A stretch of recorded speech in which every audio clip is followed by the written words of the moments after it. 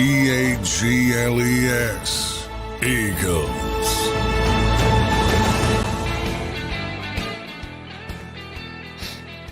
Welcome in, everybody. A Wednesday edition of Birds 365. Johnny Mac, good morning to you. Middle of the week, May 8th, cruising right along. How you doing on this Wednesday?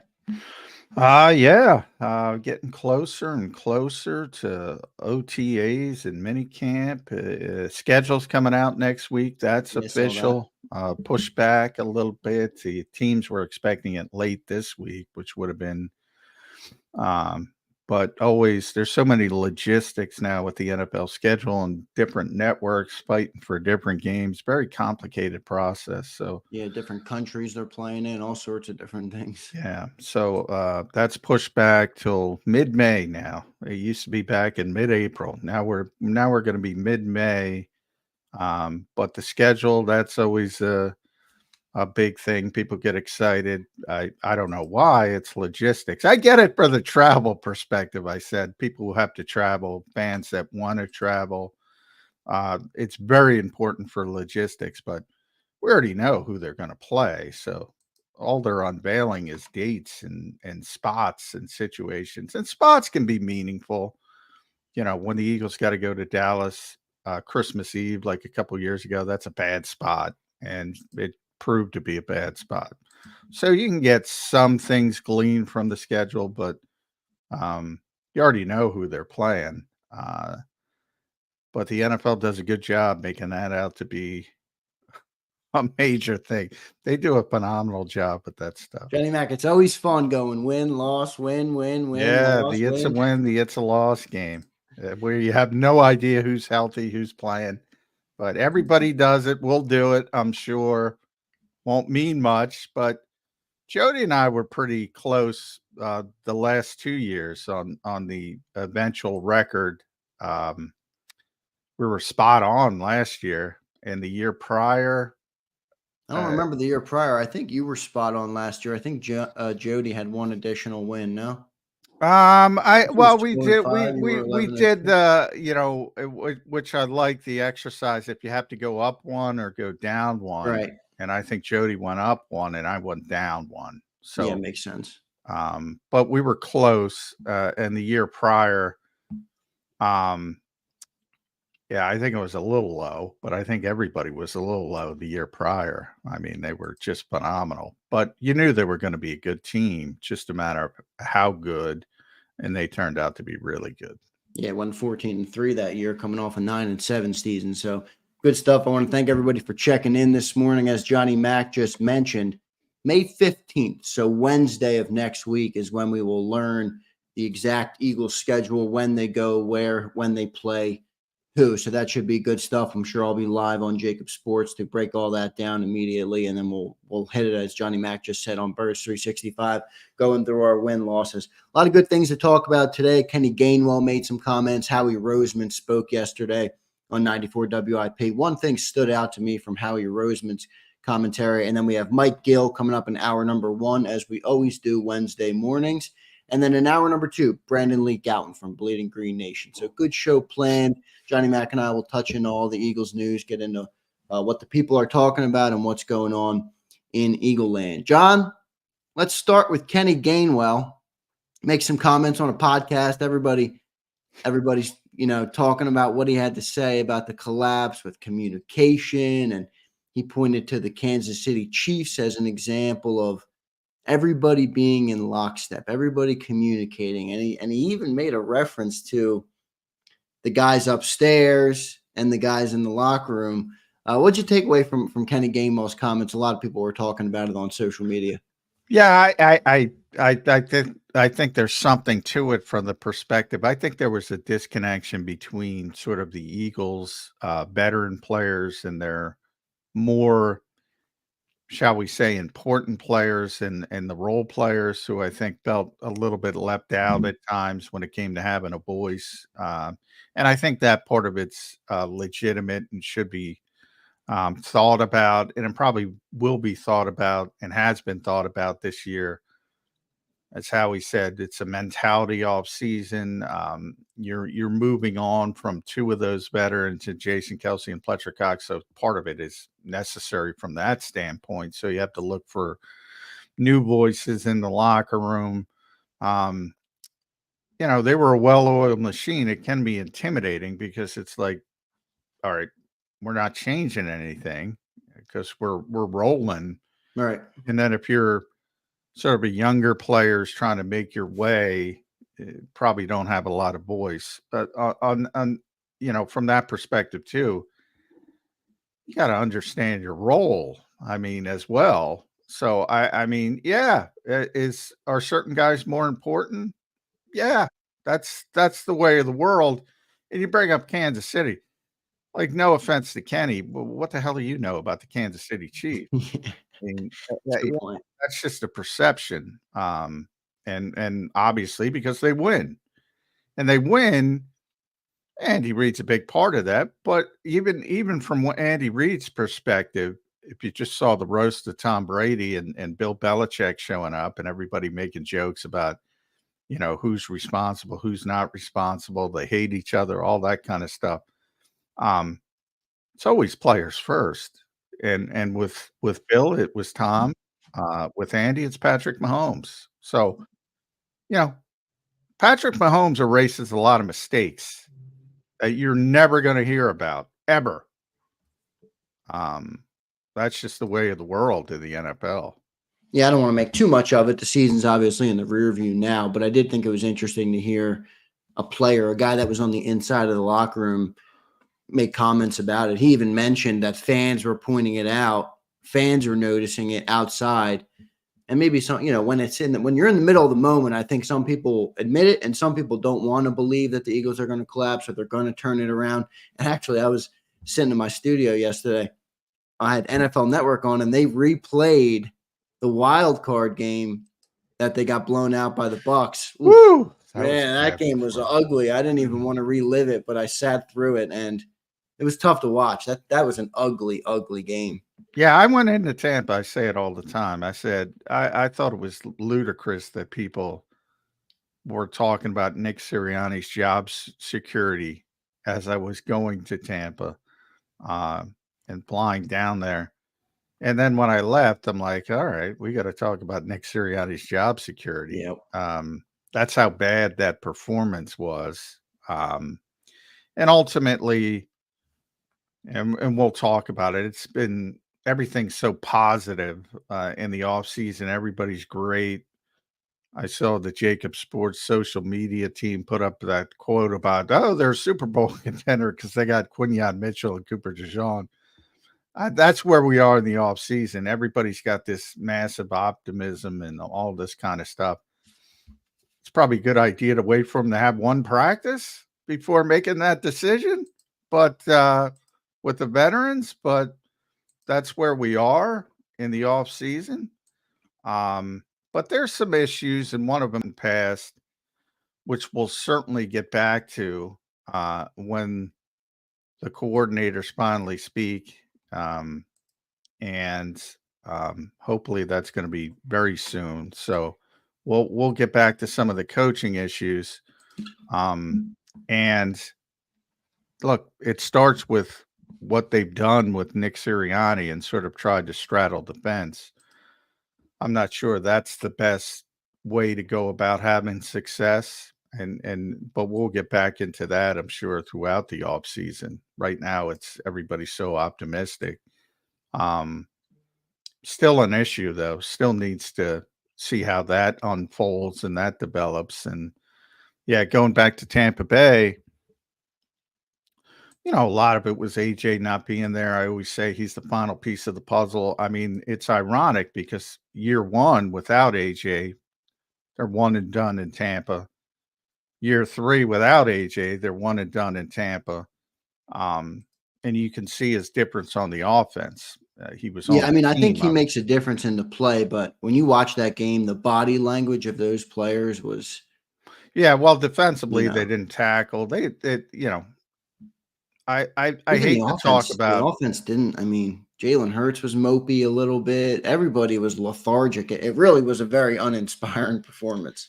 Well, that's the thing about Jalen. When is Jalen again, when you don't have success, Jalen's flatline personality is described as mopey. When he does have success, Well, it's no, just I do think it was I know what you're saying, but I do think it was different in this game. I mean, I just point to the Super Bowl as another example of a big game where he wasn't, but you could see the pep in his step. He makes the bomb to AJ Brown. He does his, there wasn't any of that in the Tampa game this year, at least.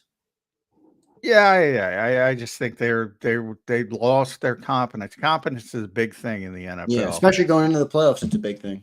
And I think, the difference between the best team in the NFL and the worst team in the NFL is razor thin you're talking probably 4 or 5 players, and then maybe better coaching, better role, better situations, things like that. From a talent perspective, everybody's got good players, everybody, um, and up and down.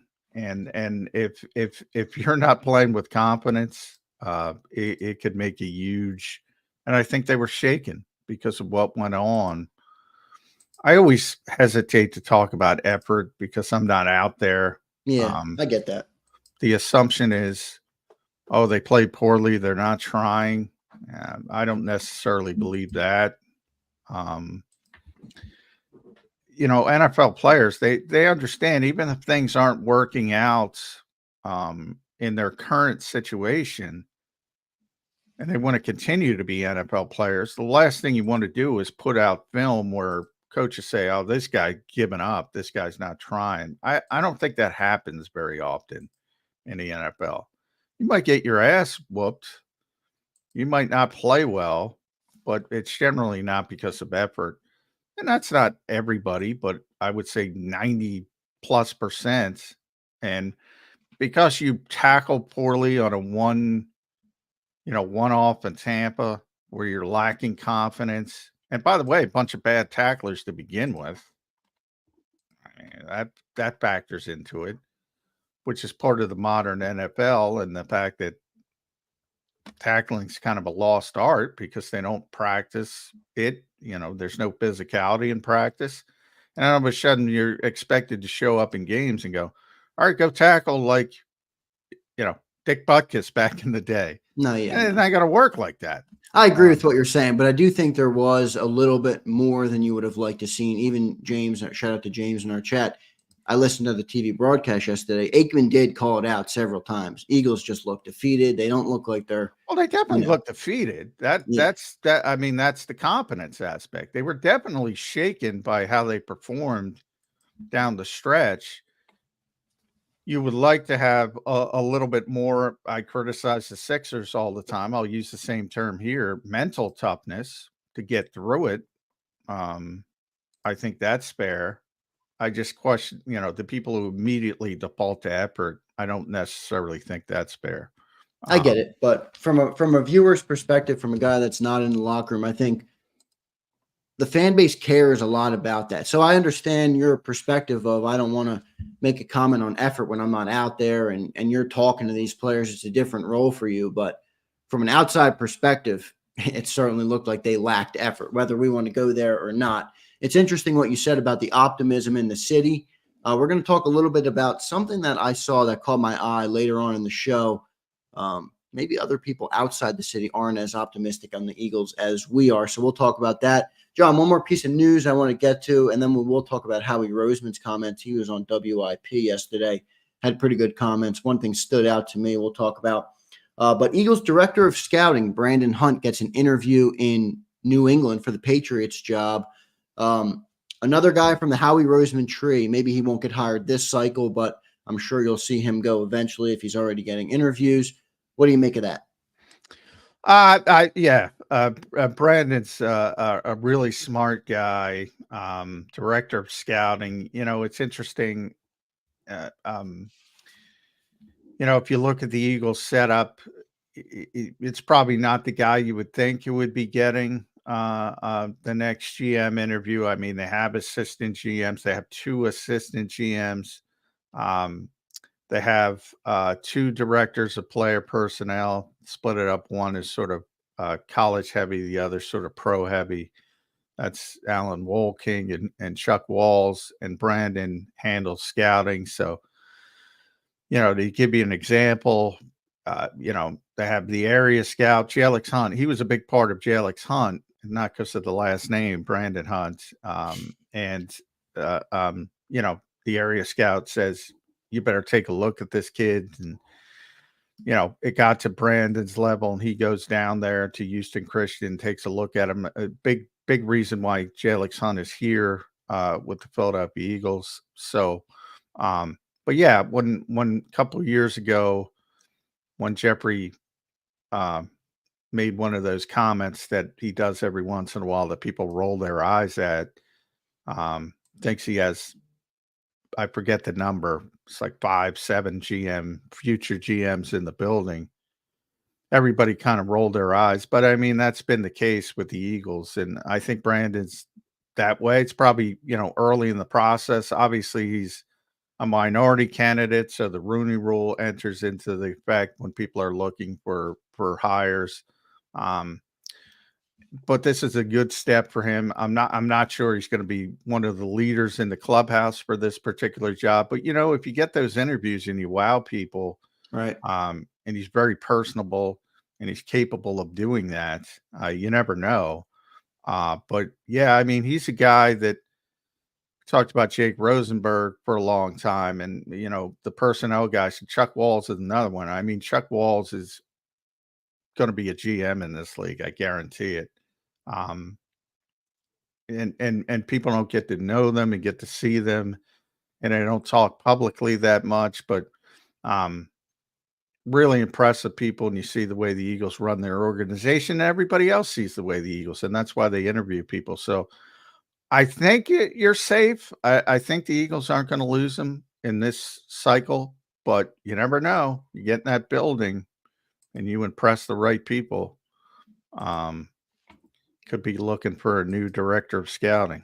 Yeah, it could be a glimpse into what the future is. We talked a lot about the Pittsburgh draft, looking a lot like the Eagles drafts. He's a guy from the Howie Roseman tree, Andy Weidel up in Pittsburgh. So we'll see if more of Howie Roseman's general manager. Brandon, ironically, came from Pittsburgh. The Eagles hired him from Pittsburgh. So they took him away from Pittsburgh. Yeah, they took him away from. Well, they were making a change, so he was looking to make a change. So it wasn't like Andy left. Andy Weidel left. Well, Andy's from Pittsburgh, so it's always been his dream, and he actually started with the Steelers, so that's part of it, and why he left. But also, I mean, and this is the reason Jake left, and you're blocked here. You ain't being the GM here. Right. And people knew it. So that's one of those people know it, and they continue to know it. So if you and everybody in this industry has a want to move up and be in that position. If you're not, you probably shouldn't be in the industry. So if you don't have that kind of ambition, you're not going to reach those levels to begin with. And that's one of the unintended consequences of the positive of Howie Roseman being entrenched. You're going to lose some people because they know there's a ceiling here. Makes sense. So anybody with aspirations to go higher must go to another organization. Makes a whole lot of sense. Mike Gill, I see Mike Gill, our man Mike Gill from 97.3 ESPN down the shore is in the waiting room. We'll talk to Mike about what he thinks of all the latest on the Eagles news, on the Eagles front, the Howie Roseman comments. John, we didn't get into them yet, but I'm sure you listened to some of them. One thing stood out to me, and we talked a little bit about it so far this week about the linebacker position. So we'll get into that, and we'll do all that next, coming up with Mike Gill from ESPN. If you missed any of today's show on the JAKIB Media channel, listen to the podcast on your way home. Available on YouTube, Apple, and Spotify.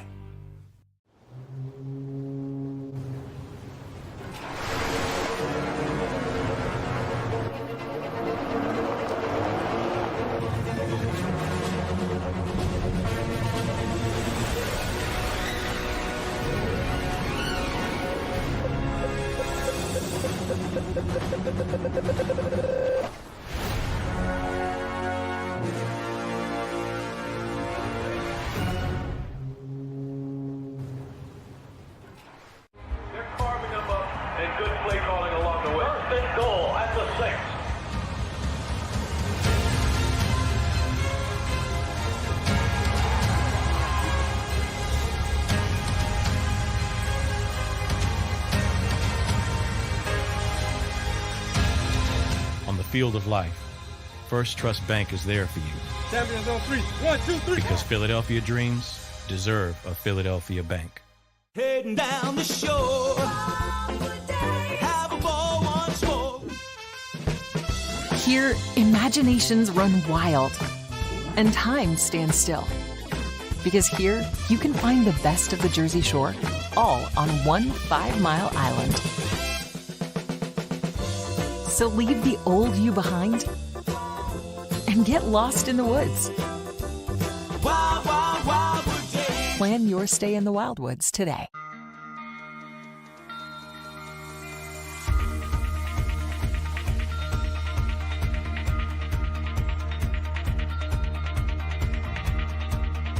Hi, I'm Jim Muehlbronner, Managing Partner at Del Val Insurance Group. Give us a call. We're a local, knowledgeable agency, not an 800 number. Go Birds!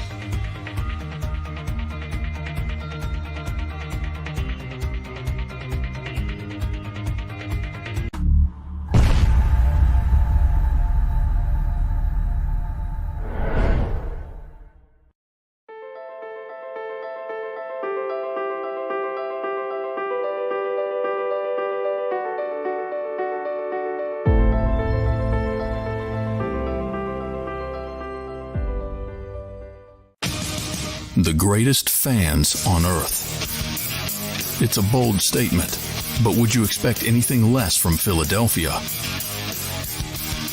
58 years of heartache creates a toughness, a grit, a resolve not found in most. Sure, our prayers were answered, but now that we've had a taste, we're looking for more. Pondley Hockey, official partner of the Philadelphia Eagles. EAGLES, Eagles.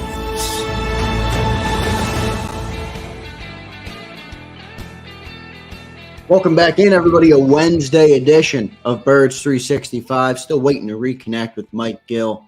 Dropped out of our green room, but he'll be up with us soon. I want to remind everybody and thank everybody in the chat. Chuck, Ty, C24, Tanner, James, all you guys in the chat. We appreciate you guys checking in. Make sure you like the show, as it's the number one thing you can do to help us grow. So let's try and shoot for 150 today, 150 likes during the live show. Yesterday, we busted through 100, which was great stuff, so we appreciate you all. Let's get to 150 today. If my chat guys can get us to 150, that would be much appreciated. Johnny Mac, as we wait for Mike Gill, I want to get into those Howie Roseman comments with you. He joined the afternoon show on WIP yesterday. And the one thing that stood out to me, I thought he had a lot of good comments. I think, like you say, when you listen to Howie explain things, he does have good logic. He does have good reason for why he does things. And I know it's, there's some PR that's going on when he's speaking, but A little bit. yeah, a lot of it. But I will say, I like what he does. I like the way he explains things. The one thing that stuck out to me, and maybe there must be more to this story, is he compares Eagles' 5th-round draft pick, fan favorite Jeremiah Trotter Jr.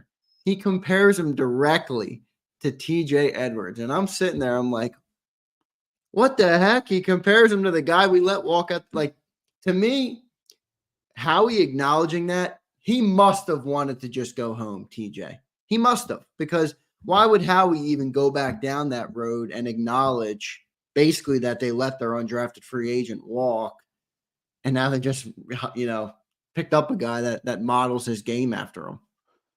I don't know if Jeremiah models his game after him. From what I understand, he drew the comparison. Yeah, That's what I meant. I think he was talking about the instincts, the natural instincts as a player. And then people, run. That's the problem, and that's why Howie has tinted windows.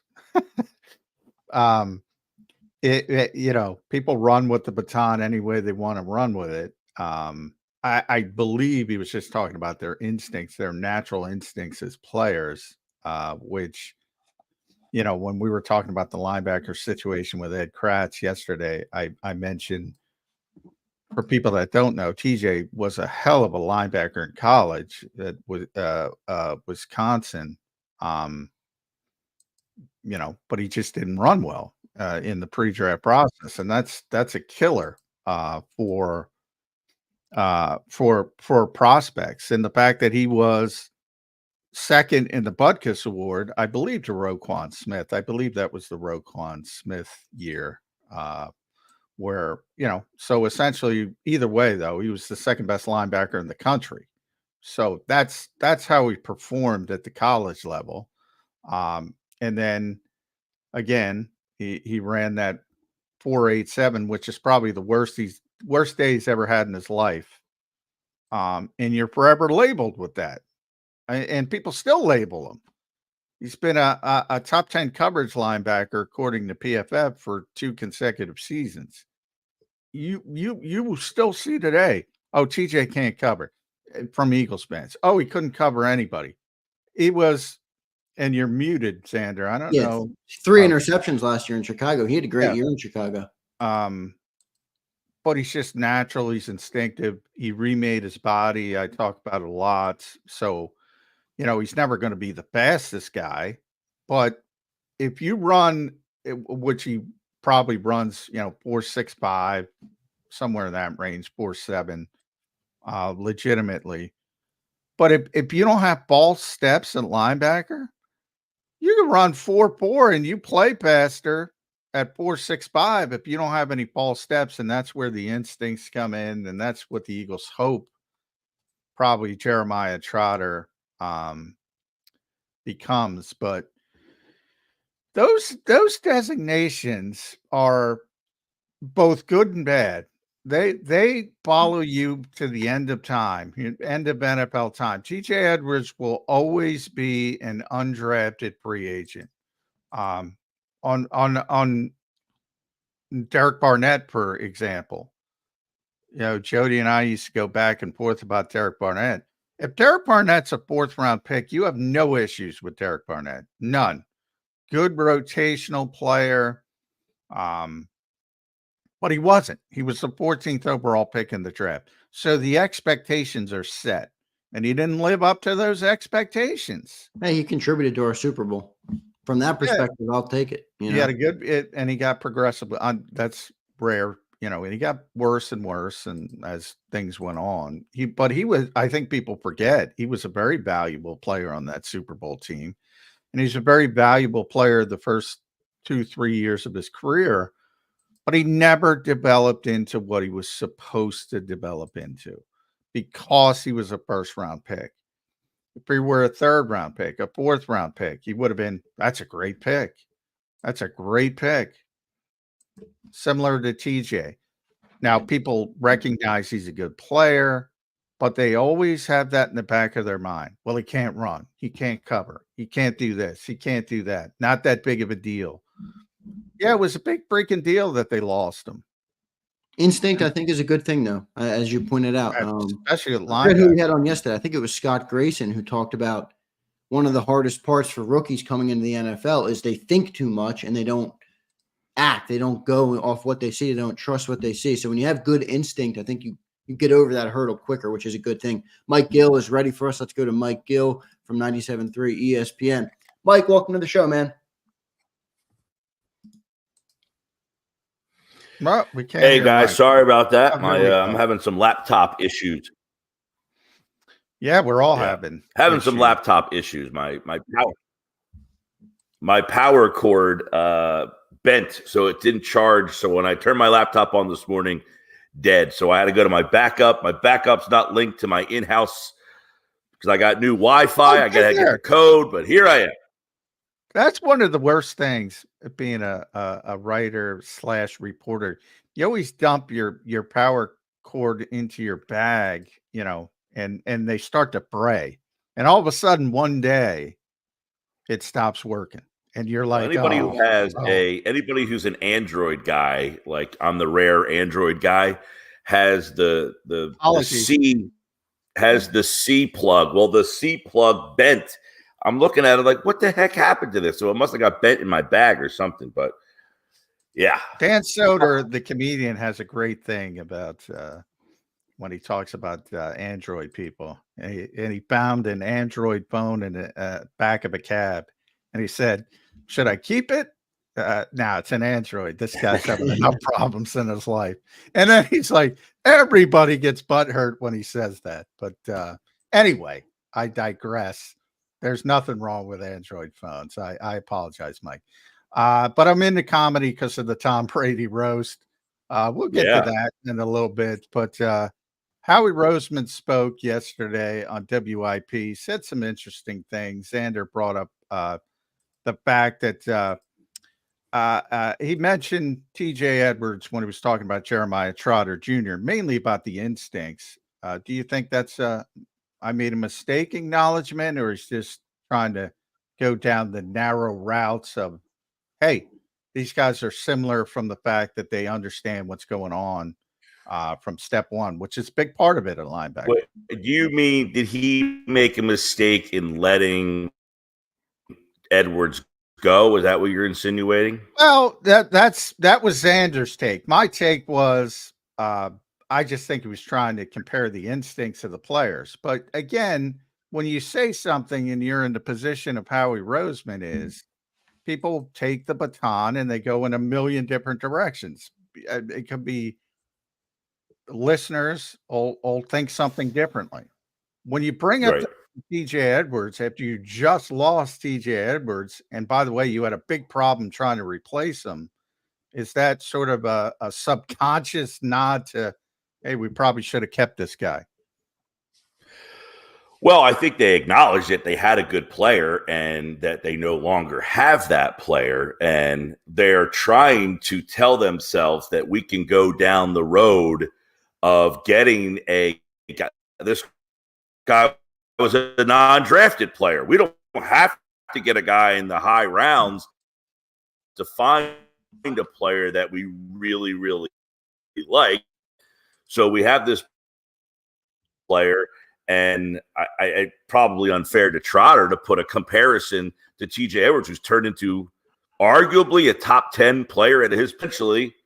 We don't have to draft a guy. We don't have to put a lot of high value into that position. We could find a guy, not even draft him, and he could be one of the best players at that position. So I think that's what maybe the messaging is trying to be, to try to get that out there is, hey, we think we found a couple guys who were not highly thought of. Yeah, I agree. I think there's at least an acknowledgement of we had a player that would be a good thing if our new guy we drafted looks something like that guy. I don't know. Maybe he didn't make the mistake. I think it is plausible that TJ wanted to go home, wanted to play in Chicago, and really never even thought about coming back here. That's possible too. We don't know. Mike, I want to ask you, what's the number one? I think, although I'm pretty sure Clay Harbor had put out there that the Eagles never even made him an offer. So yeah, I guess we'll never know. Yeah. And TJ went on. There's a big thing that TJ went on a Chicago radio station, said he wanted to come home, and everybody. And I always say, they're not under oath, guys. He just signed with the Bears. Of course, he's going to say he wanted to come home. Right. The Eagles may have tried to get him back, may not have tried to get him back, but we don't know that completely. But yeah, we went in this TJ Edwards wormhole. I'm going to go the 5th round picks in general. Boy, over the past couple of days, Mike, I've gotten a lot of these 5th round picks. They're 5th round picks. Anaya Smith, Jeremiah Trotter Jr., Trevor Keegan. We're like, Trevor Keegan's going to push Tyler Steen. He might start. He's a captain at Michigan. Anaya Smith evidently runs routes like Justin Jefferson. We know Trot's got it from both angles because of his legacy nature of being with the Eagles and his dad. Everybody's got to pump the brakes on these 5th round picks, don't they? Yes, and I think it's a byproduct, John and Zander, I think anyway, of just so many people in the space. You know, everybody's a draft expert now, and there's so many people, and somebody wants to say something that 5 years from now, they say, I was the guy that told you that this kid was the next Justin Jefferson, because half the time no one remembers who said it. No one remembers that you were wrong, and no one remembers if you hit the home run on it. So you have to be the guy that comes back out and say, hey, 5 years ago, I said this guy was going to do this. It's just so many people in the space that are trying to – and one thing, it's another world that we live in is people are paid based on the amount of clicks they get. So one of the best click articles is NFL comparisons. What does this player look like? Who does he remind me of? Because people want some sort of like point of reference. Okay, you got this guy. What can he do? Who does he remind you of? Well, he reminds me of this guy. And that's where all these crazy things start coming out of the woodworks of, well, this guy reminds me of him. You know, every single article that I've read about undrafted rookie free agents, you would think Gabe Hall is going to turn into Aaron Donald. Gabe's a future superstar. Right. He's going to be Aaron Donald. He's 6'6", 291, 34-inch measurements. Can you tell I've read these articles? I know his measurements, his arm length. He plays up and down the line. I mean, why did anybody else pick? It's like Major League. How come no one else picked up on this guy? I mean, it feels like that's every undrafted rookie free agent article that you read at this time of the year. So listen, you know, I know the Eagles, we talk about this a lot. You don't always hit. Howie makes mistakes. He makes bad picks. But what they do is put themselves in position to get the guys at the right time and find players at the right time, not overdraft players. How many people on my timeline were screaming and yelling because they drafted Hunt and had Trotter on the board? Well, 2 rounds later, Jeremiah Trotter was available. Yeah. So, same thing with N'Kobe Dean and Cam Jurgens. Everybody was losing their mind. N'Kobe's falling, and the Eagles really like Cam Jurgens. And they took Cam Jurgens. And by the way, have you guys seen this Kenny Gainwell audio? Have you talked about this? I was going to bring that up as well. Yeah. All right. I was like, was this when I seeing what I thought I saw in real time? When did this come out here? Speaking of a 5th round pick who hasn't done squat. Well, that's the thing. I don't know if this is like the current generation, where, as you mentioned, everybody's in the space, everybody's got a platform, and you know, I don't know if people know their roles, because I do think there was a little bit of disconnect, and the Eagles were in a unique situation as an organization. I mean, how many teams have Jason Kelsey and Fletcher Cox and Lane Johnson, Brandon Graham, guys who've been there forever? Not many, right? Nobody else, as a matter of fact. So, and they were performing at such a high level. Then you have sort of a stasis, which can be bad. I'm not saying it's great, but it you know. But the point is, Mike, they're the leaders. Sorry, Kenny Gainwell. Sorry, Britton Covey, who's the nicest guy in the world. You're not going to have the same kind of voice as those guys have earned. And you better recognize that. And I'm not sure the modern generation recognizes that as much as maybe prior generations. You got to wait your turn when it comes to having a voice and leadership and things like that. Yeah, it was just a weird, like, was he suggesting that the front office and the coaches and the players, there was a disconnect there, that they weren't talking? Was it just between the players? I think we talked about it a week or two ago, you know, that there was a report that, you know, somebody in the secondary wasn't talking to Desai, nameless guy, but I think we can kind of figure out who that might be. He's in the secondary, had a lousy year, and the coach got fired. But was it between the players and the coaches? Was the front office not like trying to mingle and get this like back together?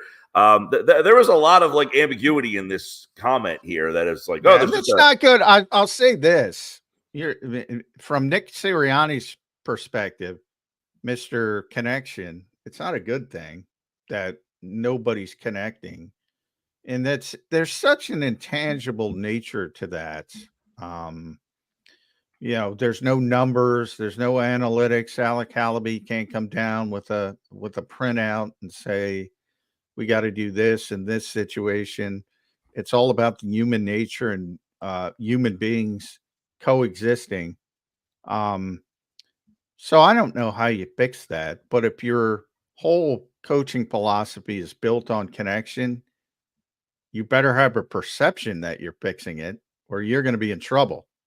I will say that. I mean, and that's part of the reason I don't like. Do they think they got the guys out? Well, You know who they get? And this is another thing you talk about, and I don't even. I shouldn't even go down this route. But then you got the guys spiking the football who are never there, the Craig Cartons of the world, even somebody on our network, which I'm probably not allowed to say, but I'll say it. And then they go, see, it's Kenny Gainwell. Well, who was Kenny Gainwell? Again, know your role. I feel like it's more of a situation that younger people today want to skip steps, and nobody's listening to you as the third running back or the backup running back or the fifth receiver. Has that ever been the case? Well, it would be different if he was one of these guys who wasn't getting an opportunity and the fans were clamoring to see more from that guy. They might have more value. He has gotten an opportunity and not done much with it. And quite frankly, has been a disappointment. I mean, Kenny Gainwell has gotten opportunities to the point where you're like, why do they keep playing this guy? So I think that certainly puts stock into it and minimizes his voice to everybody, because people, but if he was the guy that, like, let's say, you know, Swift had a mediocre year and you're like, why do they keep playing Swift? They got Gainwell. Let Gainwell get a shot. And they never went to him. And then Gainwell says this, then he has more value to the fans. But because he's a guy that just has been disappointing, I thought Gainwell would have been a much more used weapon when he got drafted. When they drafted him, his style of play, he was a wide receiver in college. He seemed like a guy they could have been more creative with. It hasn't worked out. And the opportunities I agree with that, by the way. The opportunities he's gotten, he hasn't dazzled with these. So you're like, why do they keep playing this guy? So I think that minimizes even more. Like, you're like, well, what is this guy saying? Like, you're barely doing anything. But, you know, they got rid of, like, there was a lot of talk about Desai, that he didn't communicate well. Was he the guy that wasn't communicating on the defense? Doesn't have a presence, Mike. He didn't have a presence. So Gainwell, is he saying this is 53, just the offense? You know what I'm saying? It was pretty unclear of where he was kind of directing this. It's amazing to me how quickly things change. I mean, this was the standard for culture, and everybody was like, when they went on the run, whatever, 24, whatever it ended up, winning games 25 out of 27. And then it goes off the rails and everybody's pointing fingers, man. I don't know. The old adage is that, you know, if you point fingers, you better be careful, because there's probably 4 pointing right back at you. And I think that's what happened to the Eagles. And losing, much as winning cures all ills, losing creates so many more ills. And I think that's what happened. But, and you know, Britain, you had Britain at the Super Bowl, right? Yeah. Most honest guy in the world, nicest guy in the world. But you got to know your role, dude. You know, John, don't you put some stock, though? There's 53 guys in the locker room. Kenny Gainwell's coming out and saying it, whether he contributed to the team or not, or he has a bone to pick or not. He's in the locker room. I get what you're saying. Dan Cilio, who's in our chat, isn't in the locker room. Craig Carton's not in the locker room. Kenny Gainwell's in the locker room. He's a part of the team that Nick wants to be a unit, to communicate, to bond, to be a part of that unit. Yeah, well, that's fair. I said, if you're going to go down the Nick Sirianni route and talk about connection and all that kind of stuff, yeah, this stuff's going to come back. I'm saying it's natural. I'm saying it's all conduce to winning and losing. You know, nobody's going to sit here and say Jason Kelsey's not a culture setter or a good teammate. If they are, except Jason Babin. Lane Johnson, same way. Fletcher, same way. BG's the freaking thermostat of that organization. These are phenomenal. Is it like Zander? I agree with what you're saying. His observation observations are not invalid because of where he is on the depth chart. Like, you're in there, you have, but I think with John, maybe, I don't want to put words in your mouth, is saying you're not in a position to start putting that out there accurate. I had Britton Covey on the radio with me. I asked him the question. He answered it, I thought, very honestly. It doesn't mean what he says is not valid. I think it is valid. I think what John is suggesting is, do you really want to? And I don't think Covey said anything to me. He was on other stations and made a different thing. He essentially said, for veteran play caller, that might have been something. He thought the offense was too productive. He does take reps in practice, like he knows what the plays are. So yes, to go to your point, his opinion is valid. His observations and experience in that locker room is valid. I think it's more, hey, you're the third string running back. Do you really need to put that out there and start more nonsense? Yeah, exactly. That's what sure. I'm We can saying. argue that him saying it is not a good career choice for Kenny Gainwell, but Well, I'm talking about the football team. If he's saying that from inside the locker room, and John, you point to whether they win or lose, that's that determines how we talk about it. Well, yeah, different atmospheres inside the locker room create different results. Nobody's going to chirp the culture or the communication when they go to the Super Bowl. But when you lose 7 of 8 and you get trounced by the Bucs, by the Baker Mayfield Bucs in the wild card, yeah, I think there's validity to criticize. Well, case in point is, okay, I have Britton Covey on, and then I have Fletcher Cox on. Fletcher has a voice where if you say something, that's a valid guy. I ask him the same question. His answer isn't there's a disconnect, or he just won't give you the answer because he knows better than to put that out there. Yeah, it's trying to. Exactly. He's a veteran guy who is not going to air out, hey, yeah, this guy wasn't talking to him. He wasn't talking to him. These guys were connecting, because he knows it's not worth putting that out there and hoping that they can fix it internally. Well, here's what I always say.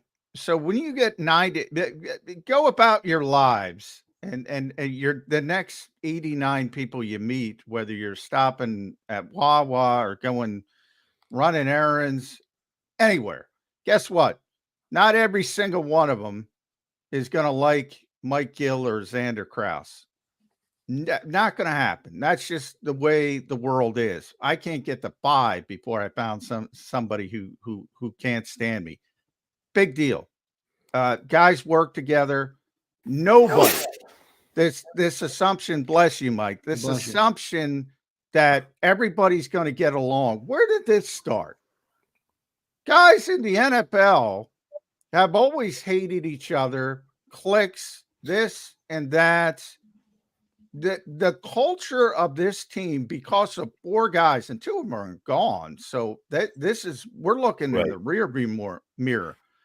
It can't be better. It can't be better. I also would interject this to Zander's point, which I don't think is invalid, by the way. But sometimes when a player thinks he deserves a bigger role, he's going to say stuff that also is damning to the people who didn't give him that bigger role. So, hey, I think I should be playing more. And I went to talk to the coach, and he basically told me to go pound sand and get out of his office. Well, is that a disconnect? Is he not connecting with them? Are they not listening to him? So you have to take – that's why the player who doesn't have the status that John is talking about, sometimes you have to take with a grain of salt, because they maybe don't like their role. They don't like what's going on. Other people might say, I don't have a problem with the coach. Well, yeah, you're playing every snap. I mean, so there is a lot of – that's why sometimes – And now it's changing, not only in the organization, but you not only in the locker room, but the organization, because you have Vic Fangio and Kellen Moore. So that was the pendulum effect. Oh, Sean Desai doesn't have a presence. Oh, Brian Johnson's not ready. So they're the scapegoats. Those are the scapegoats. Ironically, Mike, Vic Fangio's in here with the big reputation. you can't say a goddamn thing to Vic Fangio. I was going to say, we know that Vic Fangio kind of rules with an iron fist. What kind of personality does Kellen have? We haven't really met him yet. No. Kellen's, I guarantee he's going to have a little bit of a softer presence than Vic, but to use Vic as the example, because he's got such a long history. I mean, you can make an argument that's not good when it's, basically my way or the highway. And you saw some of that in Miami last year, a bunch of the cornerbacks, for instance, and you got 2 young cornerbacks coming in, bunch of the veteran cornerbacks, one who's going to the Hall of Fame, one who's been a 3-4 time All-Pro, couldn't stand the guy. So you can argue it from both perspectives, in the fact that you're trying to integrate. It's very difficult to get 90 people on the same page at all times. In fact, I would argue it's impossible. When you're winning and you have Jason Kelsey and Fletch and Brandon and Lane Johnson, you got the best culture in the business. When you're losing and guys lesser who don't have the same voice, you can see how jealousy would tend to and to Mike's point, when they men. go 1-7, maybe Kenny Gainwell's starting to feel vindicated. Like, yeah, I was right. I should have been getting the ball. We didn't win crap. Our offense was stale. But John, here's where I disagree. Are you insinuating that the culture when they win and the culture when they lose is exactly the same and has no impact on the results on the field? No, but the difference is the individuals. The difference is the Kenny Gainwells and their perception. I think that culture changes drastically. But I do think culture, I do think it has a part in. The culture doesn't change because the culture is the same people. The core of the group, the leaders, are the same people. Well, I certainly think the culture was different last year than it was in 22. Why? Because they lost. Well, yeah, but why was it great? So are you saying the culture has no impact on whether they win or lose? What information about the culture of this team, which is completely intangible, completely nebulous, do you have in 2022 or anybody has in 2022 versus 2023? Zero. Nothing. Nada. Other than Kenny Gainwell chirping it. No, you're right. Yeah, other than an outsider's perspective. And that goes from the fact that even if you had sort of a fist fight, which there's been plenty of fist fights in the NFL over the years, like you have all these alpha males in a group. One of the things I love about the NFL, I say it all the time because we have a fractured society. I say an NFL locker room is the most inclusive place in the world from a perspective of race and culture wars, everybody coming together, everybody accepts each other. They're all trying to go force for a common goal. People roll their eyes when I say that. I'm dead serious.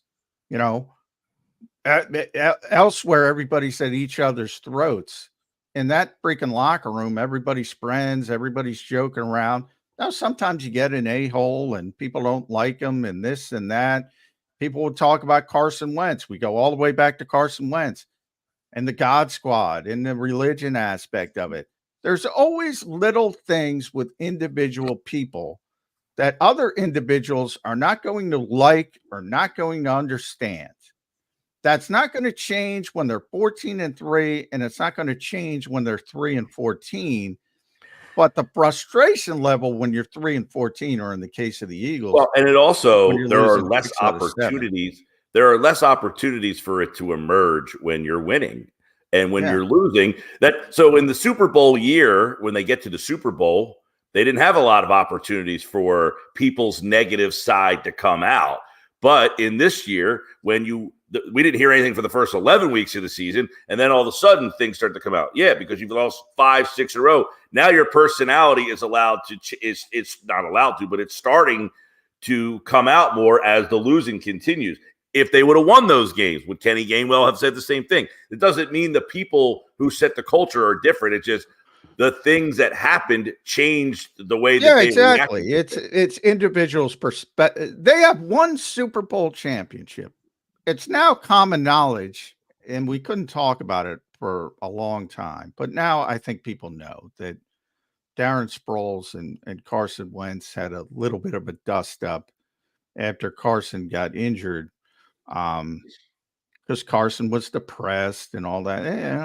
He's having the great season. He's going to be MVP, and you're sort of left behind when you're injured. And Darren's like trying to pick him up. It's like, dude, and Darren was hurt too. It's like, we got to be there for that kind of thing. And they had a little bit of a dust up. So they won the stinking Super Bowl. Is that bad culture? Maybe, but they won the stinking Super Bowl, so nobody gives a crap.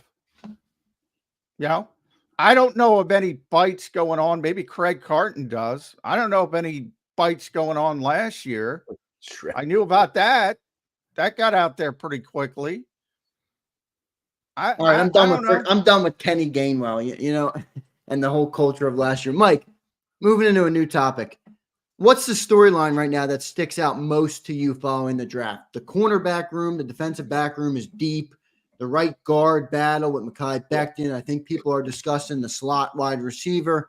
What right now is sticking out to you that you're looking most forward to seeing how it progresses through camp? Well, there's two things, one on each side of the ball. The right guard, obviously, is one spot that seemingly is way up for grabs. Who's going to be, is there a favorite, a wild card?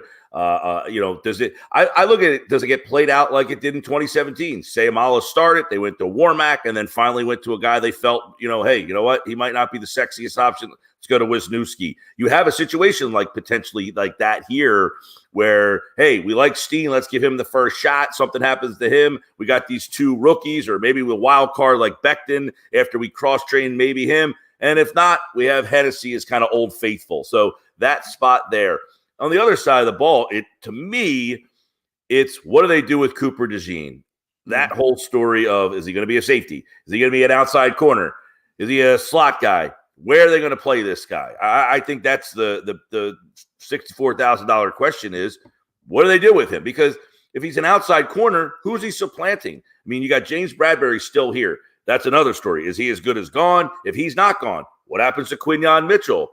And if Cooper DeJean they look at as an outside corner, that puts him third on the depth chart, you would think. So what are they going to do with him, and how Bradbury's role affects the rest of the room there? Plus, DeJean gets turned into, by proxy, the safety room. If they don't find a spot for it, if they probably are saying, we want this guy on the field. Where are we putting him? I think, to me, that's right now probably the biggest conversation heading into whatever's next. We got OTAs, mini camps. OTAs later this month. Mini camp, first time in the Nick Sirianni era. I like the Chance Warmack. I always like a Chance Warmack pull. That's well done by you, Mike Gill. I like the Wisniewski comparison with Matt Hennessy as well. I hadn't thought about that. That's a good one, Mike. Because as you mentioned, they wanted Isaac. Isaac turned out to be a very good player, but yeah, I think people forget he struggled early when they tried to make him into a starter, and they had to default back to Wisniewski, a veteran player. Maybe lacked some talent, but it was able to hold down the fort, so to speak, and they were able to go through. Maybe that's Matt Hennessy's role, because right. Tyler think about that. They won the Super Bowl with Wisniewski and Big V playing on the left side together. Yeah, pretty wild when you think about it. Yeah, that team is incredible. We used to have to me, the best Eagles team I've ever covered is the team that lost the Super Bowl.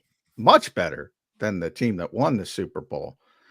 I just brought up Darren Sproles. People forget he wasn't playing. Carson wasn't playing. He was going to be the MVP that year. Jason Peters wasn't playing, as you mentioned. Jordan Hicks wasn't. Jordan Hicks was their best linebacker. He wasn't playing. The injured Chris Maragos was their best special teams player. He wasn't playing. He was out, and they still found a way to win a Super Bowl. That team is an incredible story because, Yep. and they beat Tom Brady and Bill Belichick. Unbelievable. Those would be my two. And by the way, I will throw in, just as a wild card, is now that the kick return is something, who does that? Because that's a role that actually has some meaning to it. And Cooper has done some of that. You've got a bunch of guys who could be in the mix for that position as well. So all three prongs have some intrigue still to go here. And of course, I mean, I could throw in, my God, who's going to play linebacker? What are they going to do with that position there? Is it specifically going to be Dean and White? They're the two guys. Is there competition there at all? I think the third rotational, do they have enough depth at defensive end? That's another thing. I mean, is there enough depth? There's so many questions with a team that has so much intrigue now because there's so many new. That's what happens when you're active in free agency. You have a lot of new faces. You bring a lot of new people in. It turns up the intrigue meter, definitely. And don't forget all the changes on the coaching staff, especially on the defensive side. And the most interesting story at all, at Mike Gill Show, make sure you follow Mike on X, 97.3 ESPN, the Sports Bash 2 to 6 today. The biggest intrigue of all is the offense, not only from the perspective of, they better live up to the expectations, but it's changing. The defense isn't changing. They've been running the Vic Fangio scheme for years. They just have the guy who created it now. So in theory, it should be better.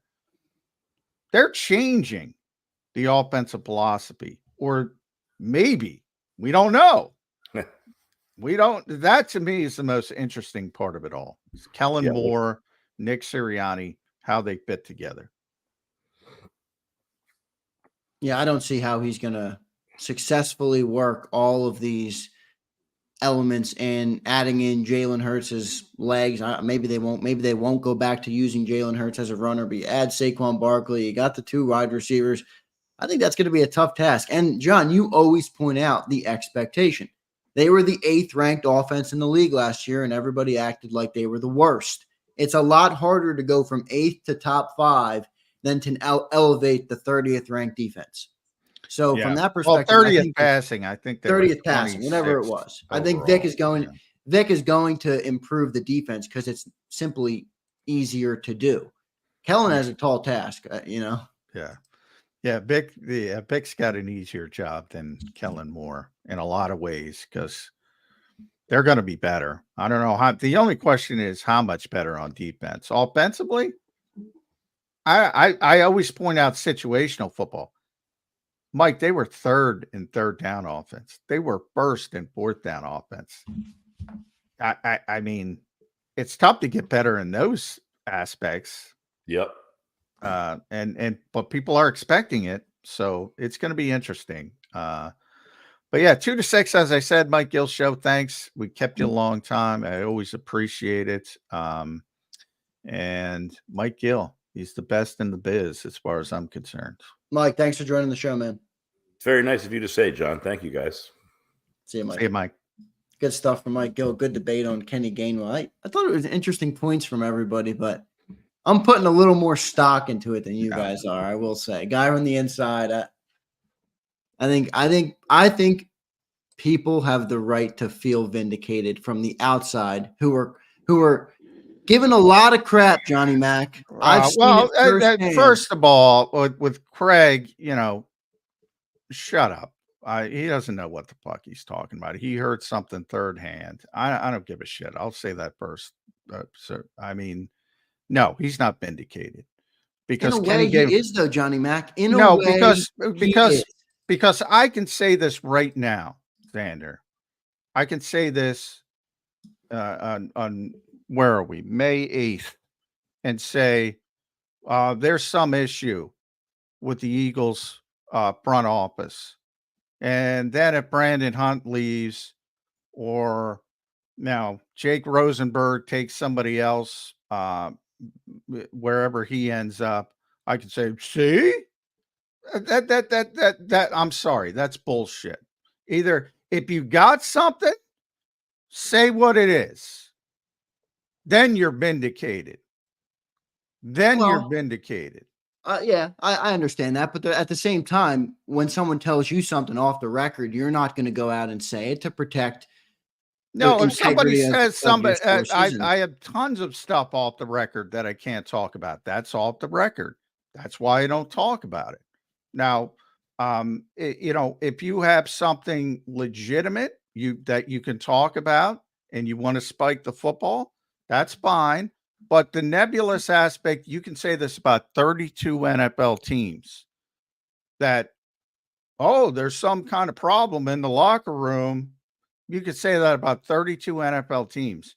Eventually, you're going to be right. What Yeah, I'm but in trying this to say particular is, instance, a team that came off the Super Bowl started 10-1.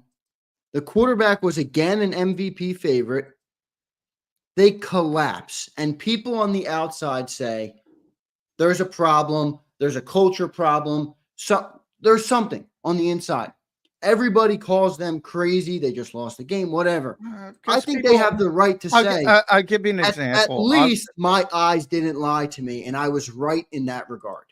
I think that they have the right to feel vindicated from that perspective. Well, anybody has a right to do anything they want. I'm not going to tell them what to do. I'm saying it's not meaningful to throw something out there. And only, I'm talking about individuals that throw something out there. I'm not talking about fans can think whatever they want to think. Ultimately, my point is from the larger perspective of when you're winning, you can't claim good culture. And the reason for it is the Jason Kelce's of the world and the Fletches and the BGs and the Lane Johnsons. And then when you're losing and the same people are there and all of a sudden they become bad leaders or not doing the things that they're supposed to do. And the same thing with Jalen Hurts, who's more of a lightning rod in this situation because he's not the obvious overt leader that those guys are because of his personality, his fallback. And literally you have it in front of you.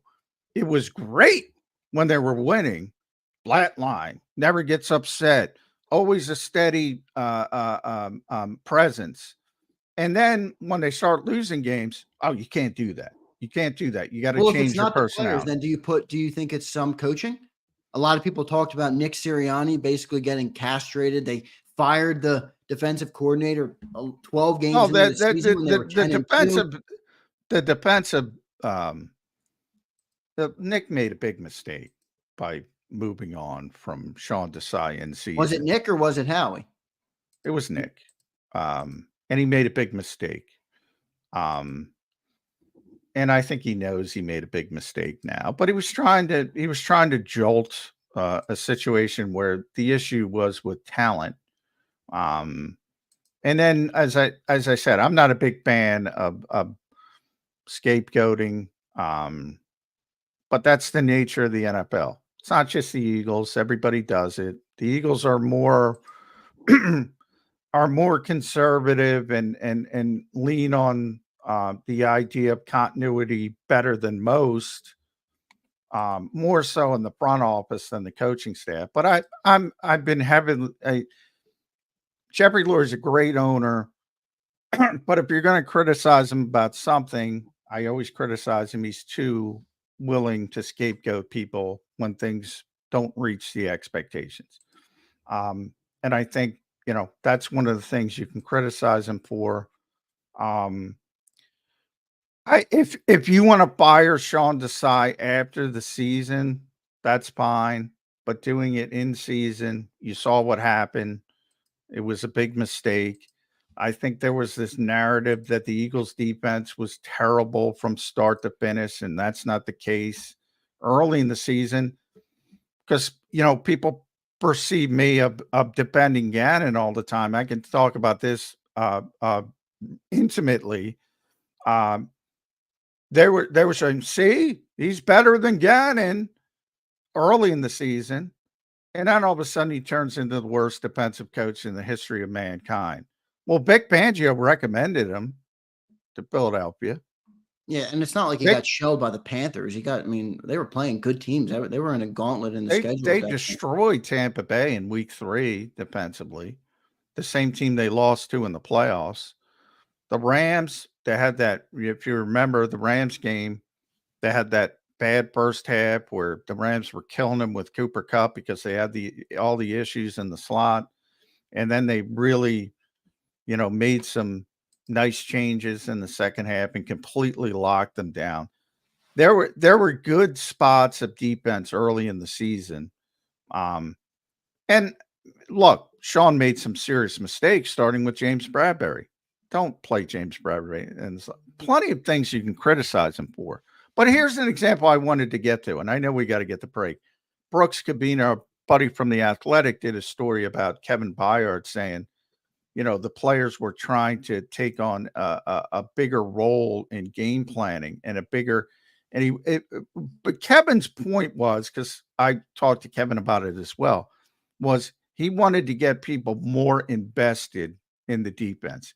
And everybody ran with that as, oh, they don't trust Sean Desai. They hate Sean Desai. You can't control those outside narratives. But I talked to the guy numerous times about it. That's not what he was trying to say. No matter how many times I say, you can ask Brooks and we'll get Brooks on the show, he'll say the same thing. That's not what he was trying to say. But once it leaves the building, you can't control it. People We'll get to a break. We'll what kick they around wanna another. think. What's that? Yeah. People think what they want to think. That's Yep, just you're it. never going to change that. So, all right, we'll get to a break. We got one more topic coming up. We went way over, but in 7 minutes, we will have BLG, Brandon Lee Gowton from Bleeding Green Nation, who does great work over at Bleeding Green. So make sure you follow him on Twitter and read his work. Coming up in 7 minutes, me and Johnny will kick something around. This will be our last time out before BLG. We'll go right to BLG when he's ready. So coming up, stay tuned, everybody, on Birds 365. Oh, make sure you like the show. Reminder, I want to get to 150 during the live show. What are we at right now? I don't know what we're at right now. Somebody tell me if you're in the chat box. I'll take a break and we'll figure out when we get back. But let's get to 150 during the live show. Thanks, everybody, for tuning in. Stay tuned. More Birds 365 coming up next. If you missed any of today's show on the JAKIB Media channel, listen to the podcast on your way home. Available on YouTube, Apple, and Spotify.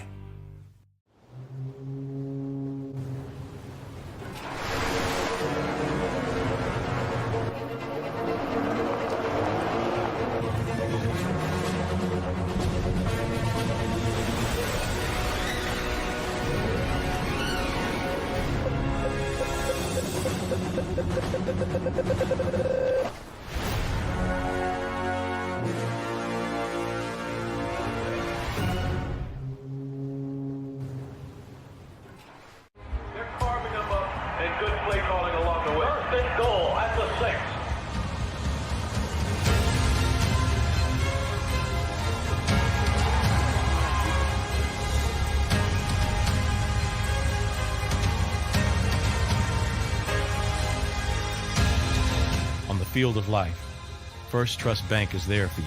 Champions on 3. 1, 2, 3. Because Philadelphia dreams deserve a Philadelphia bank. Heading down the shore. Have a ball once more.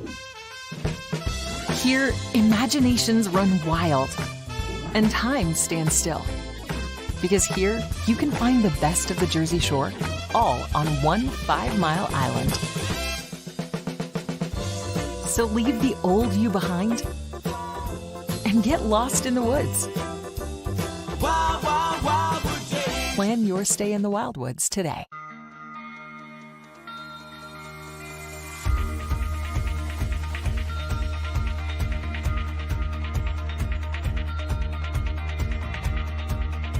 Hi, I'm Jim Muehlbronner, Managing Partner at Del Valle Insurance Group. Give us a call. We're a local, knowledgeable agency, not an 800 number. Go Birds!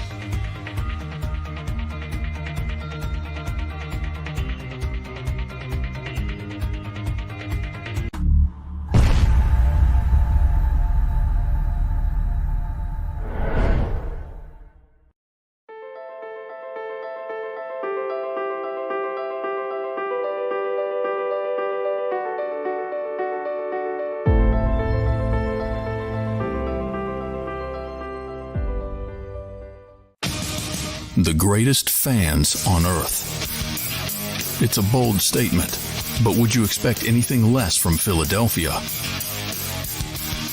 58 years of heartache creates a toughness, a grit, a resolve not found in most. Sure, our prayers were answered, but now that we've had a taste, we're looking for more. Pondley Hockey, official partner of the Philadelphia Eagles. EAGLES, Eagles.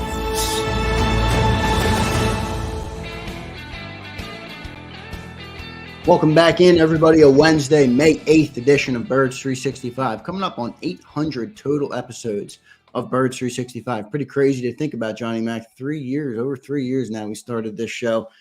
Pretty good stuff. John, I want to ask you a question before I lay out to you where I'm going with it. Where do you have the Eagles offense ranked approximately in the NFL? Top 5. I think they're a top 5 offense. I think they were a top 5 offense last year and a top 5 offense the year prior. And same thing, top 5.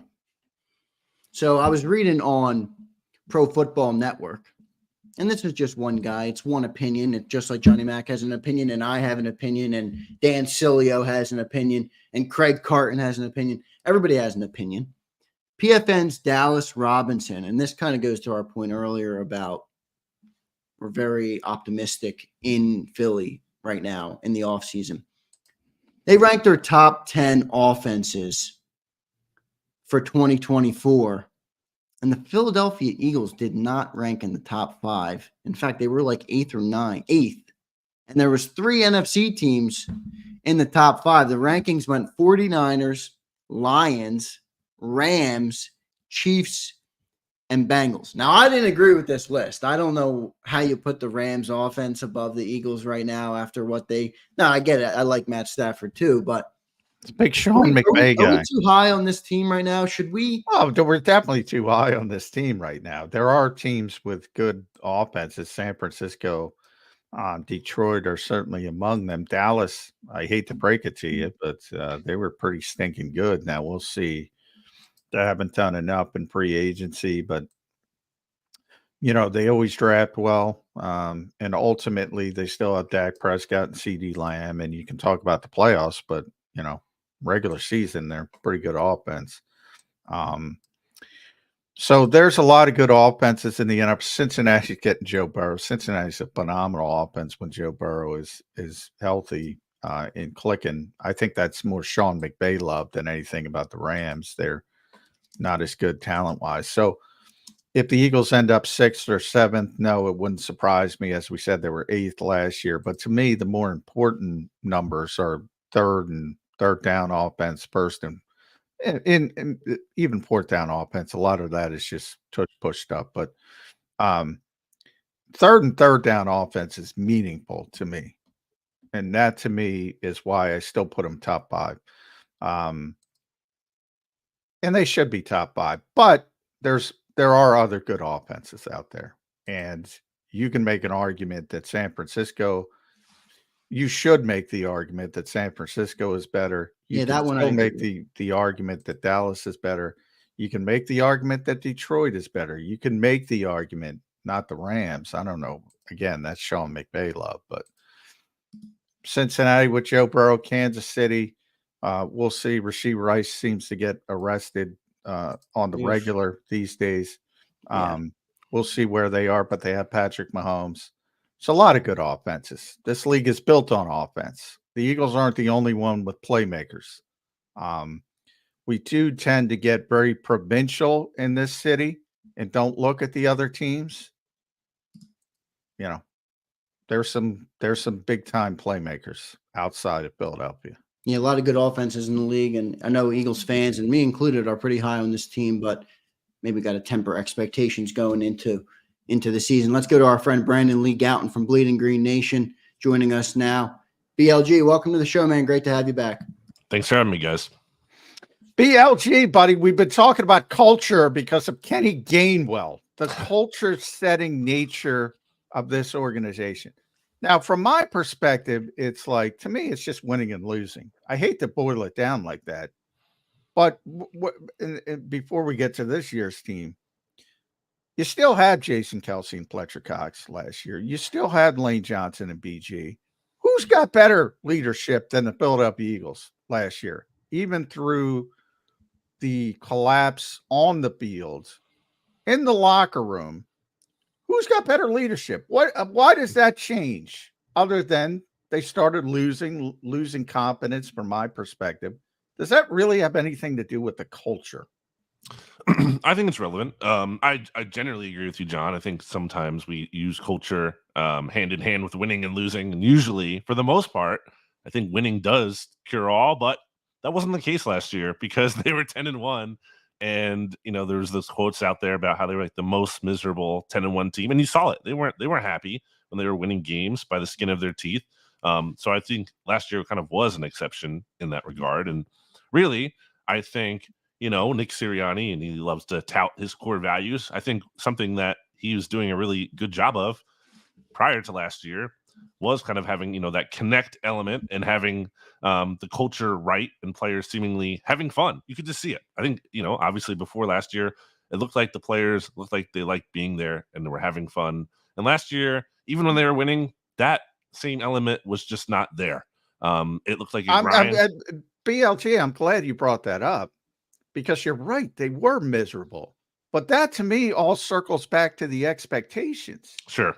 The expectations were so enormous that they were like, they won, and everybody was miserable. Mm-hmm. But I don't think it goes to, these guys all of a sudden became, I don't know, whether you want to call it worse leaders or they weren't as invested, or they all of a sudden stopped trying to ingratiate the Kenny Gainwells of the world. That kind of stuff I don't get. I don't get that little sort of window because they were miserable, but that was expectations. I'm not trying to put this on Jalen Hurts alone, to be clear, but I think when we look back and, there's been a lot of talk this offseason about Jalen Hurts and his style of leadership and, no one had an issue with it in 2022. Well, my thing with that is like, maybe there's a time and place to kind of adjust. And maybe I think Jalen Hurts' tone in 2022 worked really well because they were a team having a lot of fun and they were good. But I think he was kind of trying to keep everyone grounded at the same time, saying, hey, we left money on the table. We still have a long way to go.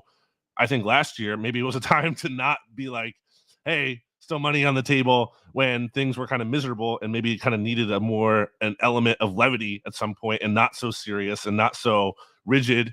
And I think the Eagles themselves kind of stressed that, at least some of the reporting we saw. They wanted Jalen Hurts to have fun, at the Pro Bowl and looked like he was enjoying himself. So, I think there was, again, I'm not putting it on Hurts alone, but I do think collectively there were times last year, and obviously the expectations were part of that in terms of maybe why they weren't able to be so loose. But I don't think they were always as loose as they probably could have been and should have been. BLG, how much do you put on the coaching staff part of it? I mean, they made the move to fire Desai. They were like 10-3 at the time. They went through a tough gauntlet of games. That might have fractured the locker room. Then you bring in Matt Patricia to call plays. I think that's part of it. But how much do you put on the coaches versus the players? I pointed out to John that the players looked lethargic. NFL Network replayed the wild card loss yesterday, and I begrudgingly sat through the whole thing, watched it. It was miserable, but I did it. And they really looked lifeless. But I do think there could be some said about the coaches. And even Kenny Gainwell made a reference to kind of the whole upstairs part of the organization. I don't know how much that's at play, but potentially I think it's something worth listening to. And Kenny, a guy who's inside the locker room, says it. Or our friend Bo Wolf references this a lot when, they were, I think, interviewing Fletcher Cox at one point during the season. It was actually right before the defensive coordinator change. And Fletcher Cox said something to the effect of, we look to the coaches and how they go, we go, in terms of like, if they're panicking, then we're going to panic. And I think where the Eagles season really went wrong was when they just made an unforced error of changing their defensive coordinator. And I was frustrated at that time because I feel like I was one of the few people, even coming off the loss to the Cowboys, saying, hey, this is okay. They lost to the 49ers and the Cowboys. They don't need to panic. Are these bad losses? Absolutely. But now is not the time to panic. They were in a rough stretch there in terms of they're playing on short rest. And, they played an unusual amount of snaps, the overtime game too with the Bills. People were tired. I think if they kind of just held firm, they could have gotten back in check there, but they went the wrong route. They panicked from a higher level in terms of that defensive coordinator change, and I think the players see that too, and they kind of start to panic a little bit, and that kind of just sets into the whole locker room and sets the kind of a really bad tone, and I think that's kind of where things started to really go off the rails. Well, I would say the craziest part was that Nick was first considered moving on from Sean Desai during the bye week. Yeah. When there were 8-1. And you think about it, they come out of the bye week, Brandon, beating Kansas City on the road. Granted, again, it wasn't that impressive, but you're still, the fact that you beat Kansas City on the road in nature is impressive. Mm-hmm. And then you beat Buffalo. Obviously, that was a shootout. And they're 10-1. And they're thinking about changing the defensive coordinator, and they did early change it for third downs, giving it to Matt Patricia before they gave him the whole thing. To me, we just talked about expectations from the player perspective.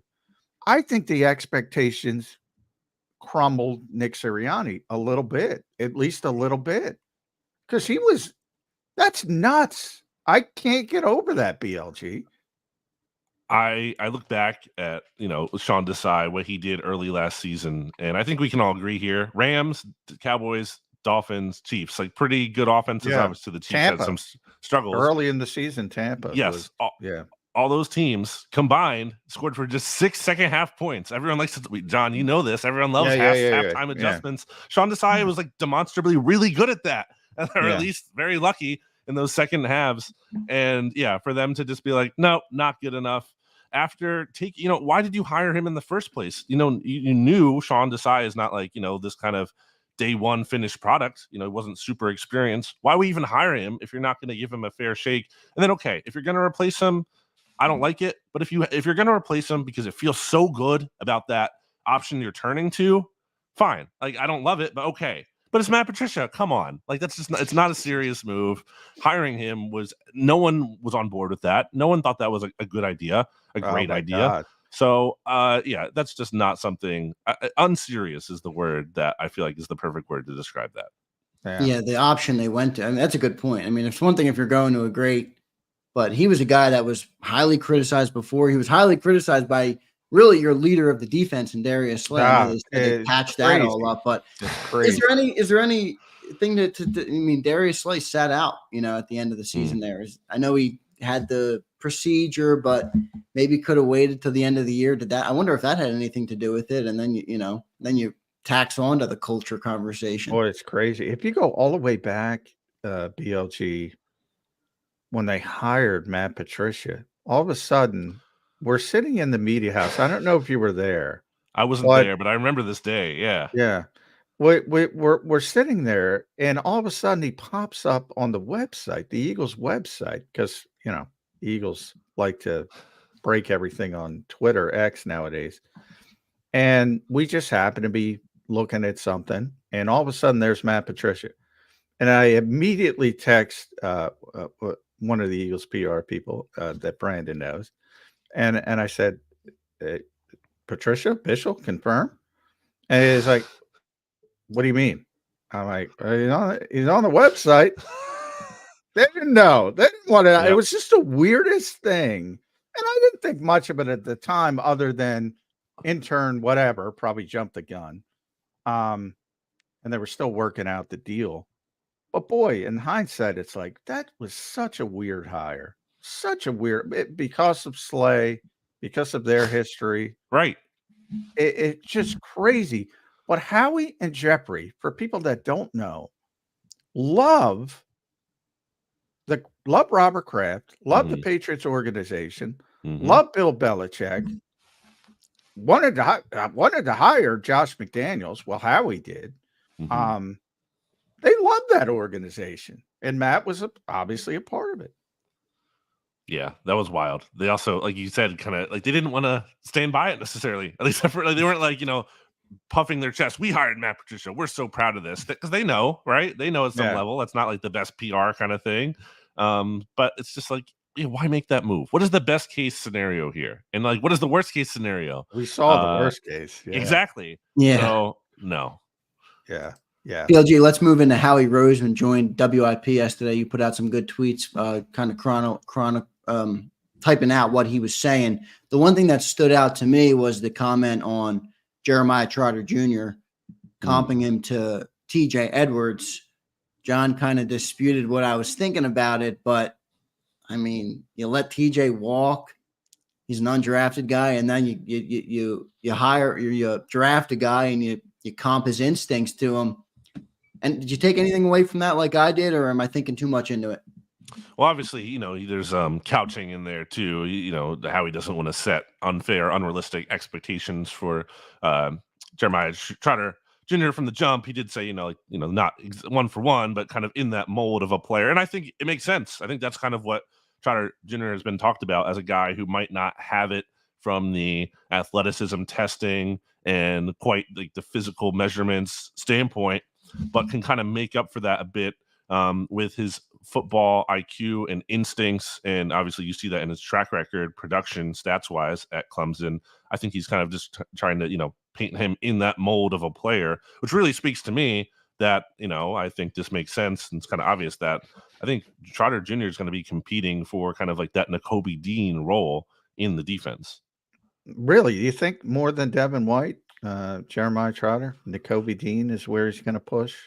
I do. I think, obviously, White had an uneven end to the season last year, and uneven here, meaning he got benched basically, didn't even play much in that Lions playoff game. But ultimately, I think, you have a linebacker stylistically in Devin White, who's going to be more of kind of a splash guy and might not necessarily be, the Mike or whatever, and making calls and whatnot. And I think, Nakobe Dean kind of gives you more of that, in theory, that safer mold. And I think what about Trotter at Mike and Nakobe moving over to Will? Is that a possibility? I think possible, but I guess also maybe like worried about the size concerns there of the both of them in there. And also just from a standpoint of like the way I've been framing it with Trotter Jr. is if he makes plays in training camp this year, this summer as a rookie, that'll be more than we've seen out of Nakobe Dean in multiple years to this point. Like, that's true. So I just really don't think there's like a high bar, at least there shouldn't be, in terms of what Nakobe Dean has done or really hasn't done since he's gotten here. Yeah, and I don't want to hype up fifth-round picks too much, but Johnny Mack has pointed this down on Birds 365 a lot. There is a path for the linebackers just because of who they have on the roster. I mean, fifth-round pick or not, there's a path to playing time because of the lack of talent at the position on the roster. Absolutely. I mean, I think, that's a big factor. It's who else are you really excited about? Warren Burks, more of a special teams guy. Maybe Ben Van Sumeren kind of comes on. Maybe he's like your Reed Blankenship, a player who last year at this time, I don't think anyone was expecting Reed Blankenship to just full on run away with the starting safety job. I think people, liked what they saw out of him as a rookie for sure. But barring that, I think Trotter has a real chance to come in here and, I'm not going to say be his dad from day one, but be a legitimate contributor. Boy, the fifth round picks as a whole, BLG. I don't know how much feedback you're getting over at Bleeding Green, but people are hyped up about these guys. Anaya Smith, Jeremiah Trotter Jr., Trevor Keegan. I got a lot of people saying he's going to battle Tyler Steen for the starting right guard spot. We had Mike Gill on. He had an interesting take on that I hadn't thought of. Going back to the Super Bowl team, you remember what happened that year. It was Isaac, and Isaac struggled, and then they went to Chance Warmack for a while, and then they ended up on Stephen Wisniewski, who was sort of that old, grizzled veteran, not that, at that point, not the most talented guy in the world. Matt Hennessy, are we just, there's injury concerns, obviously. He's got to be healthy, but if he's healthy, he's much younger than Wiz, so that's a little bit. But he was an ascending player in Atlanta. I mean, is there? He might be their best option at right guard after not being able to get sort of that thread the needle in the draft with somebody who could start at right guard, eventually move out to tackle. You mentioned Warmack and Wiz there. I mean, they were rotating at one point, which is wild, bizarre. especially after you bench a player. Not even bench a player for a guy that you like, just for a rotation. Yeah, I mean, I think Hennessy definitely factors in there. That right guard spot, I would not say is Tyler Steen's 100%. Based on what we saw in training camp last year, and I've kind of, maybe I sound like a broken record with this, but like I thought Tyler Steen looked really good at tackle and didn't. So do I. I think he's a tackle. I think he's better. Yeah, that's what I'm wondering, John. Like, is he just a tackle? Is he not a guard? And I think let's see after a full off season, maybe, of being able to have more time there in transition. And I just think it's a little kind of unfair to Tyler Steen. Like, he didn't play a lot last year, but I don't think he's a bad player by any means. Again, like you said, we both saw him flash at tackle. And so then maybe that's where he ends up, and maybe it's Hennessy at guard. But very interested to see Steen this offseason. Yeah, it's interesting because we had Ed Kratz on yesterday who explained it as when you're a tackle, you have all that room to work. And when you're a guard, you're almost working inside of a phone booth. It's a tough switch. That's where – a lot of people have talked about maybe Mekhi Becton going inside. I just don't see it with how big of a player he is, and he's played tackle his entire life. It's a tough switch to go inside of right guard. Yeah, and also, like, okay, you do that, but like, who's your swing tackle? If he's playing in a guard, that's for Frank I guess it would be Steen. If you feel confident about that, sure. But yeah, I mean, I think they want to give Becton a look at tackle first before you start kind of messing. Well, he's got to prove himself at tackle first. I think Sure. people forget that. He's got obviously a lot of talent, and hopefully it works out. And I think, but I did. When I first heard Mekhi Becton to guard, or somebody threw that out, I think it was Moshe who did it first. Yep. I immediately said, "Nah, come on, dude, blocks out the sun." And then I'm thinking, well, Landon's 6'6", Tyler's 6'5". We got all these giant guards anyway. What's 2 more inches? You got Lane outside at 6'6". You got Jordan at 6'8". Yeah, Jalen's never going to be able to see Anaya Smith, but that's just part of it. Man. Yeah, I think it's kind of a matter of that's something they would do.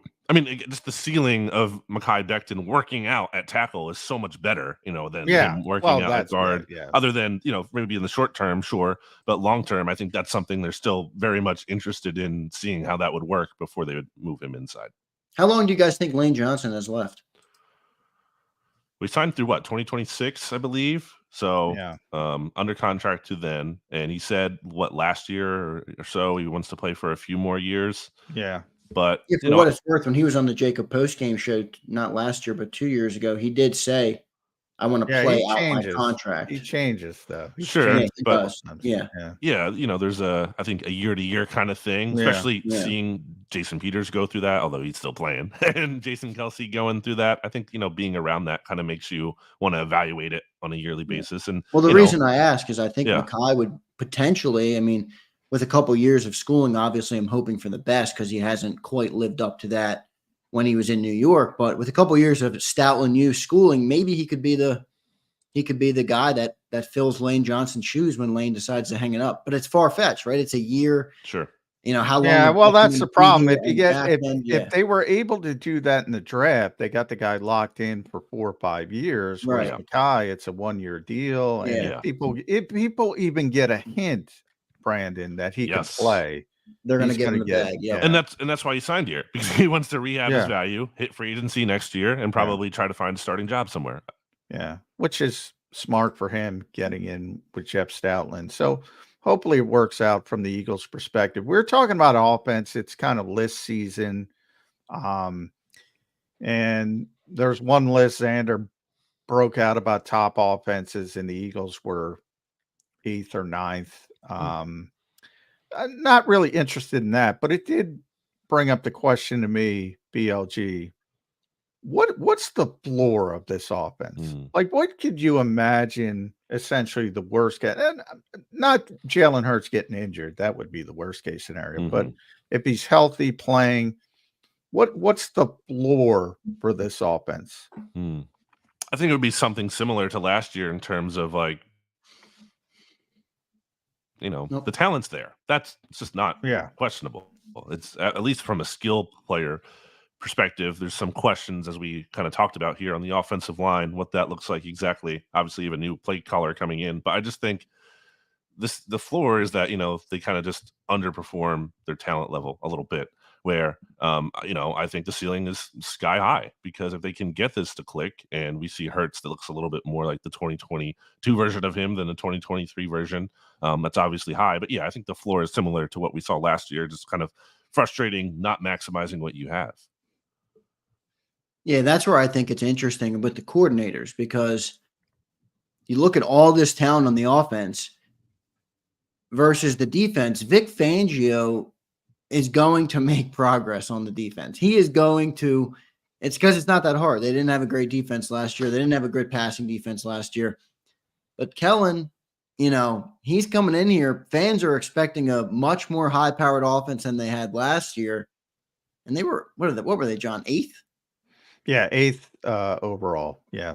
That's tough. It's tough to go up from 8th to top 5 when you got teams like the Niners and the Lions and the Cowboys, who are in front of you. It's tough to make that jump. And I think that, John, you always talk about this, how expectations are tough. The expectations might be really high for that offense, which could bring some pressure on Kellen Moore.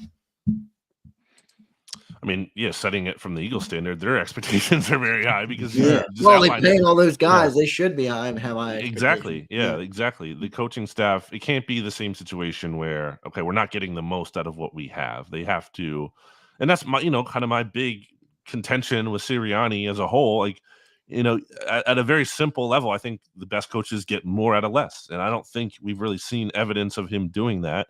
And now, obviously you bring in a new play caller. A lot of that's on Kellen Moore, but also at a very, high level, it's also on him. Well, let's talk about Nick. An old friend just tweeted something funny. He was tweeting about Kenny Gainwell shedding light on the team's internal struggles. Mm-hmm. And our buddy Eitan Shander said the head coach was an absolute bozo who lost control of everything. Is the head coach is this a head coach thing? Is this all of this? I mean, Randy Mueller, because I was defending Nick down the stretch last season. I thought it was insane. I say it all the time. When I was flying down to Tampa, I said, no way this guy's getting fired. That's absurd. And then they played the game, and I was like, all right, maybe he's getting fired. I mean, that was freaking embarrassing, as one of the Eagles execs said. And I started, and Randy said, it's your job as the head coach, boiling it down, is to fix things. Mm-hmm. He couldn't fix anything, which I think was very fair. Is this the head coach? Is this all issues with the head coach? I think the issue with the head coach ultimately is, how does he give this team an edge? What does he take about this constituted roster and then make them even a little bit better on top of that? I think that was the problem, and a big reason why I was struggling to see, the merit to keeping him. I don't really care. Maybe it sounds harsh, but not for long. NFL, it's not just about what you've done. It's about what you can do moving forward. What is the vision? What is the plan? What is the, path to getting better? And I think with Nick, I think you can say one of the things he has done good in the past was that culture element that I just gave him credit for at the top of the show. And I just jumped on here. And that kind of went to heck last year, by the end of last year. So yeah. I don't know what he is really bringing. And that was kind of my biggest challenge to the people defending him. And not just in a way where I'm saying I'm genuinely want to know what we think Nick Sirianni brings to the table that gives his team an edge over other teams. I by the end of last year, I was struggling to see that. Is it fair to say the edge is more for the front office than it is for the players? Look, we all know when Doug Peterson put his foot down and said, I want this guy to be my coordinator, you could argue whether it was the right coordinator pick or not. The Eagles were done with him. They didn't want him anymore. And then they hire Nick, who's a little bit more of a yes man to them. Is that it? Is that why they kept him around? Is it fair to assume that or think that? I don't think it's totally unrelated. I mean, I think one of the biggest proponents of Nick's keeping his job was Howie, and not bringing in, let's say, Bill Belichick, who certainly might have a different power structure. if that were to happen. So, I think that's a relevant factor. But again, ultimately, I don't think Nick just should get credit for just going on board with whatever the front office wants. Again, at some level, he has to give this team an edge. And look, I think he's done a good job relatively of being aggressive when you look at the numbers, fourth down, all that, analytically wise. And I guess that kind of goes into part of being, willing to hear ideas. But even then, I think situationally, those numbers lie a little bit because obviously, you have the tush push baked in there of why they're going for it so much on fourth down. But there were spots, like I look back at that sequence against the Cardinals late in the game where there's the play calling is so conservative and they're not even trying to go for a first down on 3rd and long at that point, and kind of just ignoring the context of the game about how they can't get a stop on defense and thinking a field goal is possibly playing for the field goal, I would say, in that situation. So I don't think he's really aggressive as he needs to be. At Brandon Gowton, make sure you follow BLG on X. Does a tremendous job, editor-in-chief, Bleeding Green Nation. Always check out every morning. Go to Bleeding Green Nation for your latest Eagles news. And one thing that broke yesterday, BLG, I'll end it here with you. Brandon Hunt, the Eagles director of scouting, interviewing for the Patriots. They don't have a GM. We'll see what title they use, but we'll use de facto GM. So, Brand is a very smart guy, very sharp guy. I think we all looked at Jeffrey Lurie a couple of years ago when he threw that quote out there. There's like 5 or whatever he said, the future GMs in the building. We all rolled our eyes. He's right. Everybody wants what the Eagles have. In the case of Brandon, and I always say it's just, by and large, it is great. The Eagles have an advantage over the rest of the league with their continuity with Howie Roseman. But the unintended consequence of that is guys know there's a ceiling here. So if they want to be a GM, they got to leave. There's no way you can fix that, right? It's just you got to keep repopulating. Yeah, it's the same thing, with like your coaching staff, right? That's why I always say, like, I don't have interest in, they should have kept Shane Steichen. You can't keep Shane Steichen. If the Colts want to hire him as your head coach, their head coach, he's gone. You can't do anything about it. You can offer him a head coach salary to stay. It's probably not going to happen. It's also, he wants to be a head coach, so he's going to leave. So, I think it's a good problem to have when teams think you're doing something right and want a piece of that, as opposed to the other way around, and you're able to keep all your guys because you stink. I think it's something you just have to live with. Yeah, that's a good way to look at it. Yeah, I like that thought. I always say with Doug Peterson, one of the criticisms you probably heard with Doug BLG was that when it came to his assistant coaches, he didn't know people around the league because he only coached with Andy. Why would you leave Andy? What do you want him to go with a bunch of losers? Oh, Andy, I gotta leave to coach with a bunch of guys who are going to get fired. So I have a bigger ecosystem of coaches. Never made any sense to me, and that's similar here. You can't keep guys. You're getting head coaching jobs, GM jobs. They're leaving. Yep, makes sense. BLJ, thanks for joining the show. I do want to close with one more thing for you. The cornerback, all the defensive backs. It's all of a sudden a crowded room. What's your early BLG prediction? Who's in, who's out? Is James Bradbury as good as gone? What's going on? What's going on at the defensive back room? I'm guessing, where's even the room for James Bradbury at this point? Yeah. when there you isn't any. you get Isaiah Rodgers back, you bring in 2, top cornerbacks in the draft. I would guess he's going to be gone after June 1st. And then obviously Slay is starting. And then across from him, I think it's a competition. I mean, obviously Quinyon Mitchell would seem to be in the driver's seat for that as their first round pick. But I mean, Keely Ringo had a nice end to the season, I think, for the most part last year. I think he's not going to just go away quietly. What if Cooper DeJean, who the Eagles really wanted, clearly by all indications, Jeffrey Lurie wanted him. We saw that on unscripted. Yeah. I know, Mitchell was drafted higher than him, but if DeJean balls out in training camp, well, I mean, he's going to make a case for that job. So I don't think by any means anyone across from Darius Slay has it locked down just yet. Yeah. We'll see how it all shakes out. That'll be, that's one of the interesting spots I think everybody will be keeping their eye on heading into training camp. BLG, thanks for joining the show, man. You're great stuff as always. Thanks, guys. Yep. Thanks, Brandon. There's BLG joining Birds 365. Another good episode today. Just about in the rearview mirror. May 8th edition, Wednesday edition of Birds 365. Let me get our like count real quick. I want to remind everybody. 140. Let's get 10 more likes before we end the show. We'll get to that 150 number. Pretty good stuff. Pretty good stuff from both Mike Gill in hour 1 and, as you just saw, BLG in hour 2. A little feisty today. A feisty show today, debating the culture and everything. So it's all good, but good to have the conversation. Good to break it all down. Johnny Mac and I will come back. We'll put a wrap on this Wednesday edition of Birds 365 and preview what comes next. What's up next on Thursday's edition and Friday's edition of Birds 365. Thanks, everybody, for tuning in. Stay tuned, and we'll wrap up the show next.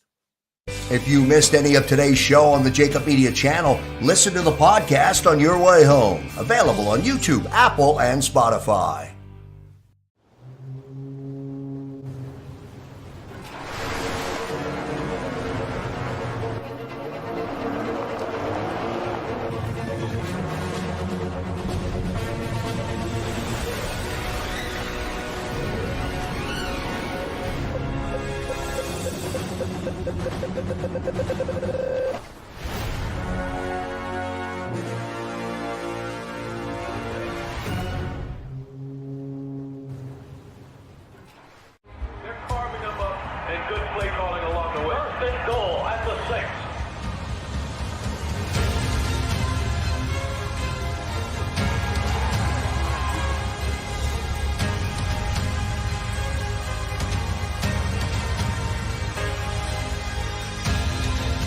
Field of life, First Trust Bank is there for you.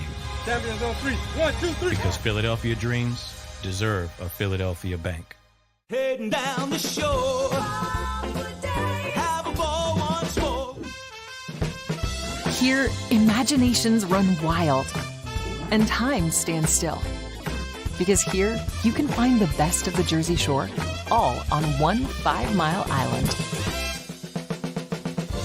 So leave the old you behind and get lost in the woods. Wild, wild, wildwood day. Plan your stay in the Wildwoods today.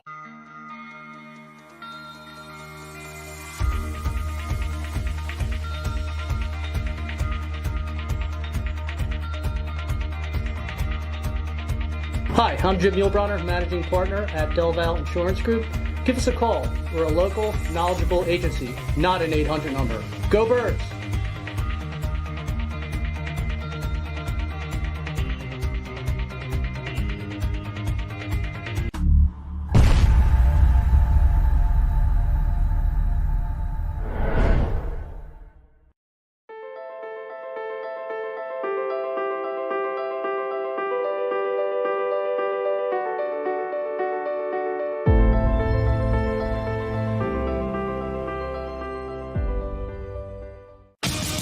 The greatest fans on earth. It's a bold statement, but would you expect anything less from Philadelphia?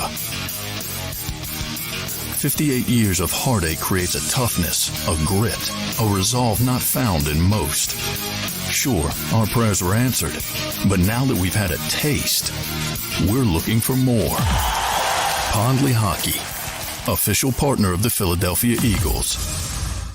EAGLES, Eagles.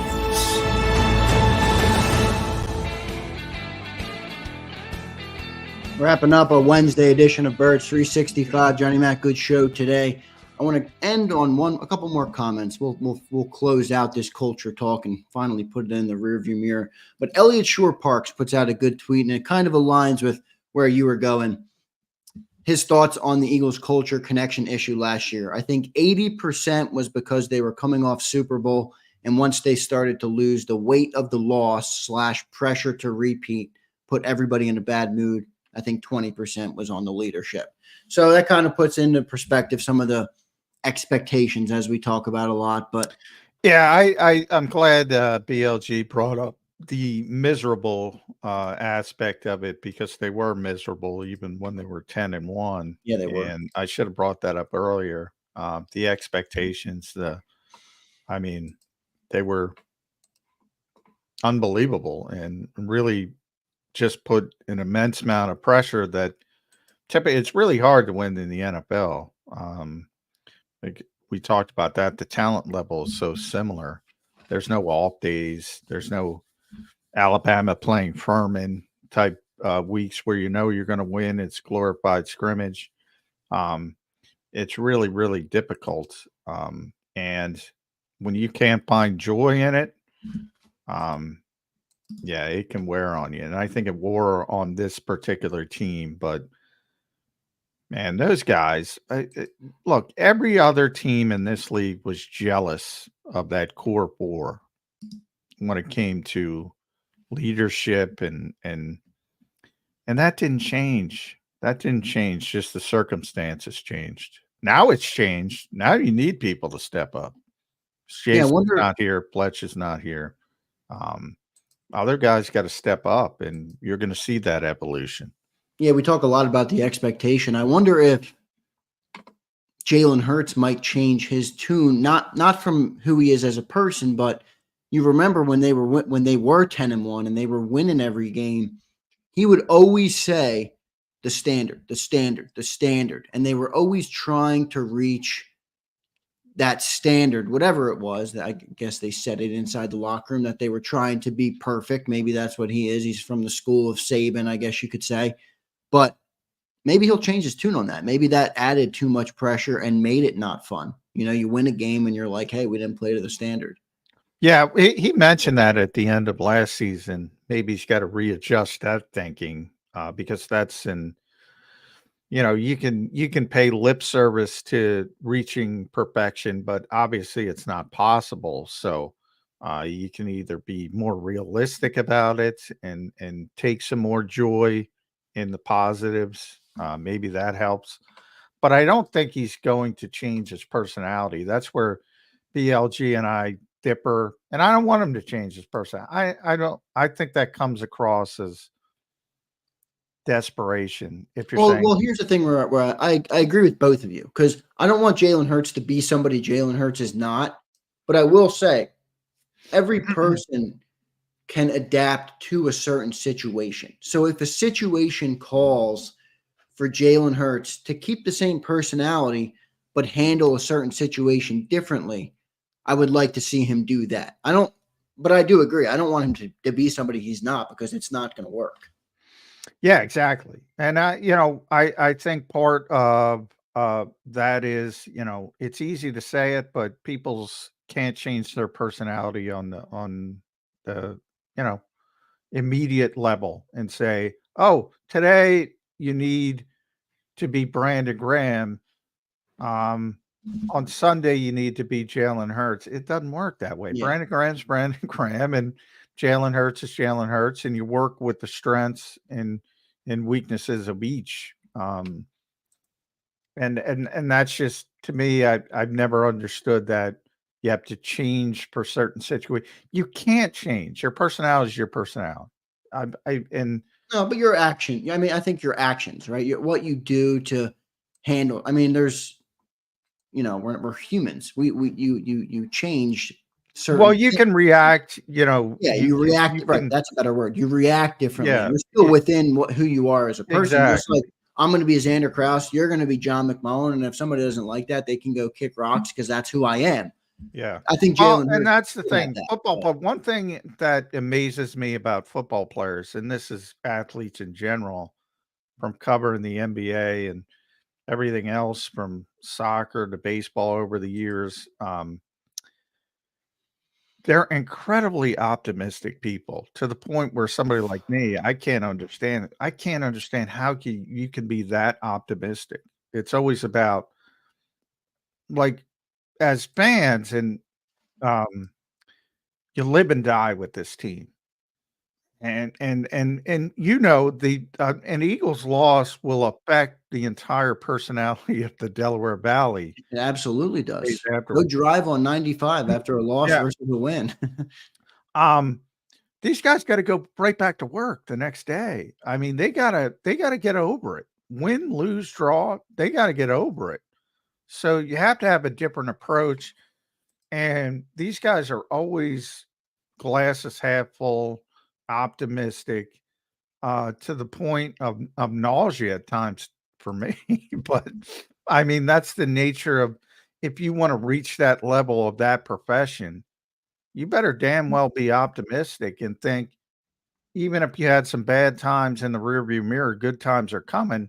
If not, you're going to turn into what the Eagles turned in. And that lack of confidence, which I think that's what it was about more than anything else. Complete lack of confidence, loss of mojo, whatever you want to call it. They didn't believe in themselves at the end of last season. And as simple as it sounds, that's crippling for an NFL team. Yeah, it certainly is, especially when you're going into the playoffs. But Johnny Mac, good show today. We'll come back tomorrow. We have Bill Colarulo for everybody waiting for Big Bill. Big Bill will be with us tomorrow. So he's with us in at 8:20, and then we're still working on a 9:20 guest. But make sure everybody's tuned in tomorrow. Another good episode of Birds 365 today. Thanks, everybody, for the likes. We did get to the goal. We're at 160. So thank you for getting us to the 150 goal. We'll be back here tomorrow for Thursday's edition of Birds 365. See you guys next time. Johnny Mac, great show. See you tomorrow, sir. Thanks, Zander. You've been listening to Birds 365, the destination for the passionate Eagles football fan who bleeds green. If it's Eagles football, we're talking about it. Debate inside the locker room and guests that are some of the greatest football minds from around the region. We hope you enjoyed the show. We know we had a blast. Make sure to like, comment, and subscribe, and we'll be back soon. But in the meantime, hook up with us on social media at JAKIB Sports. See you next time on Birds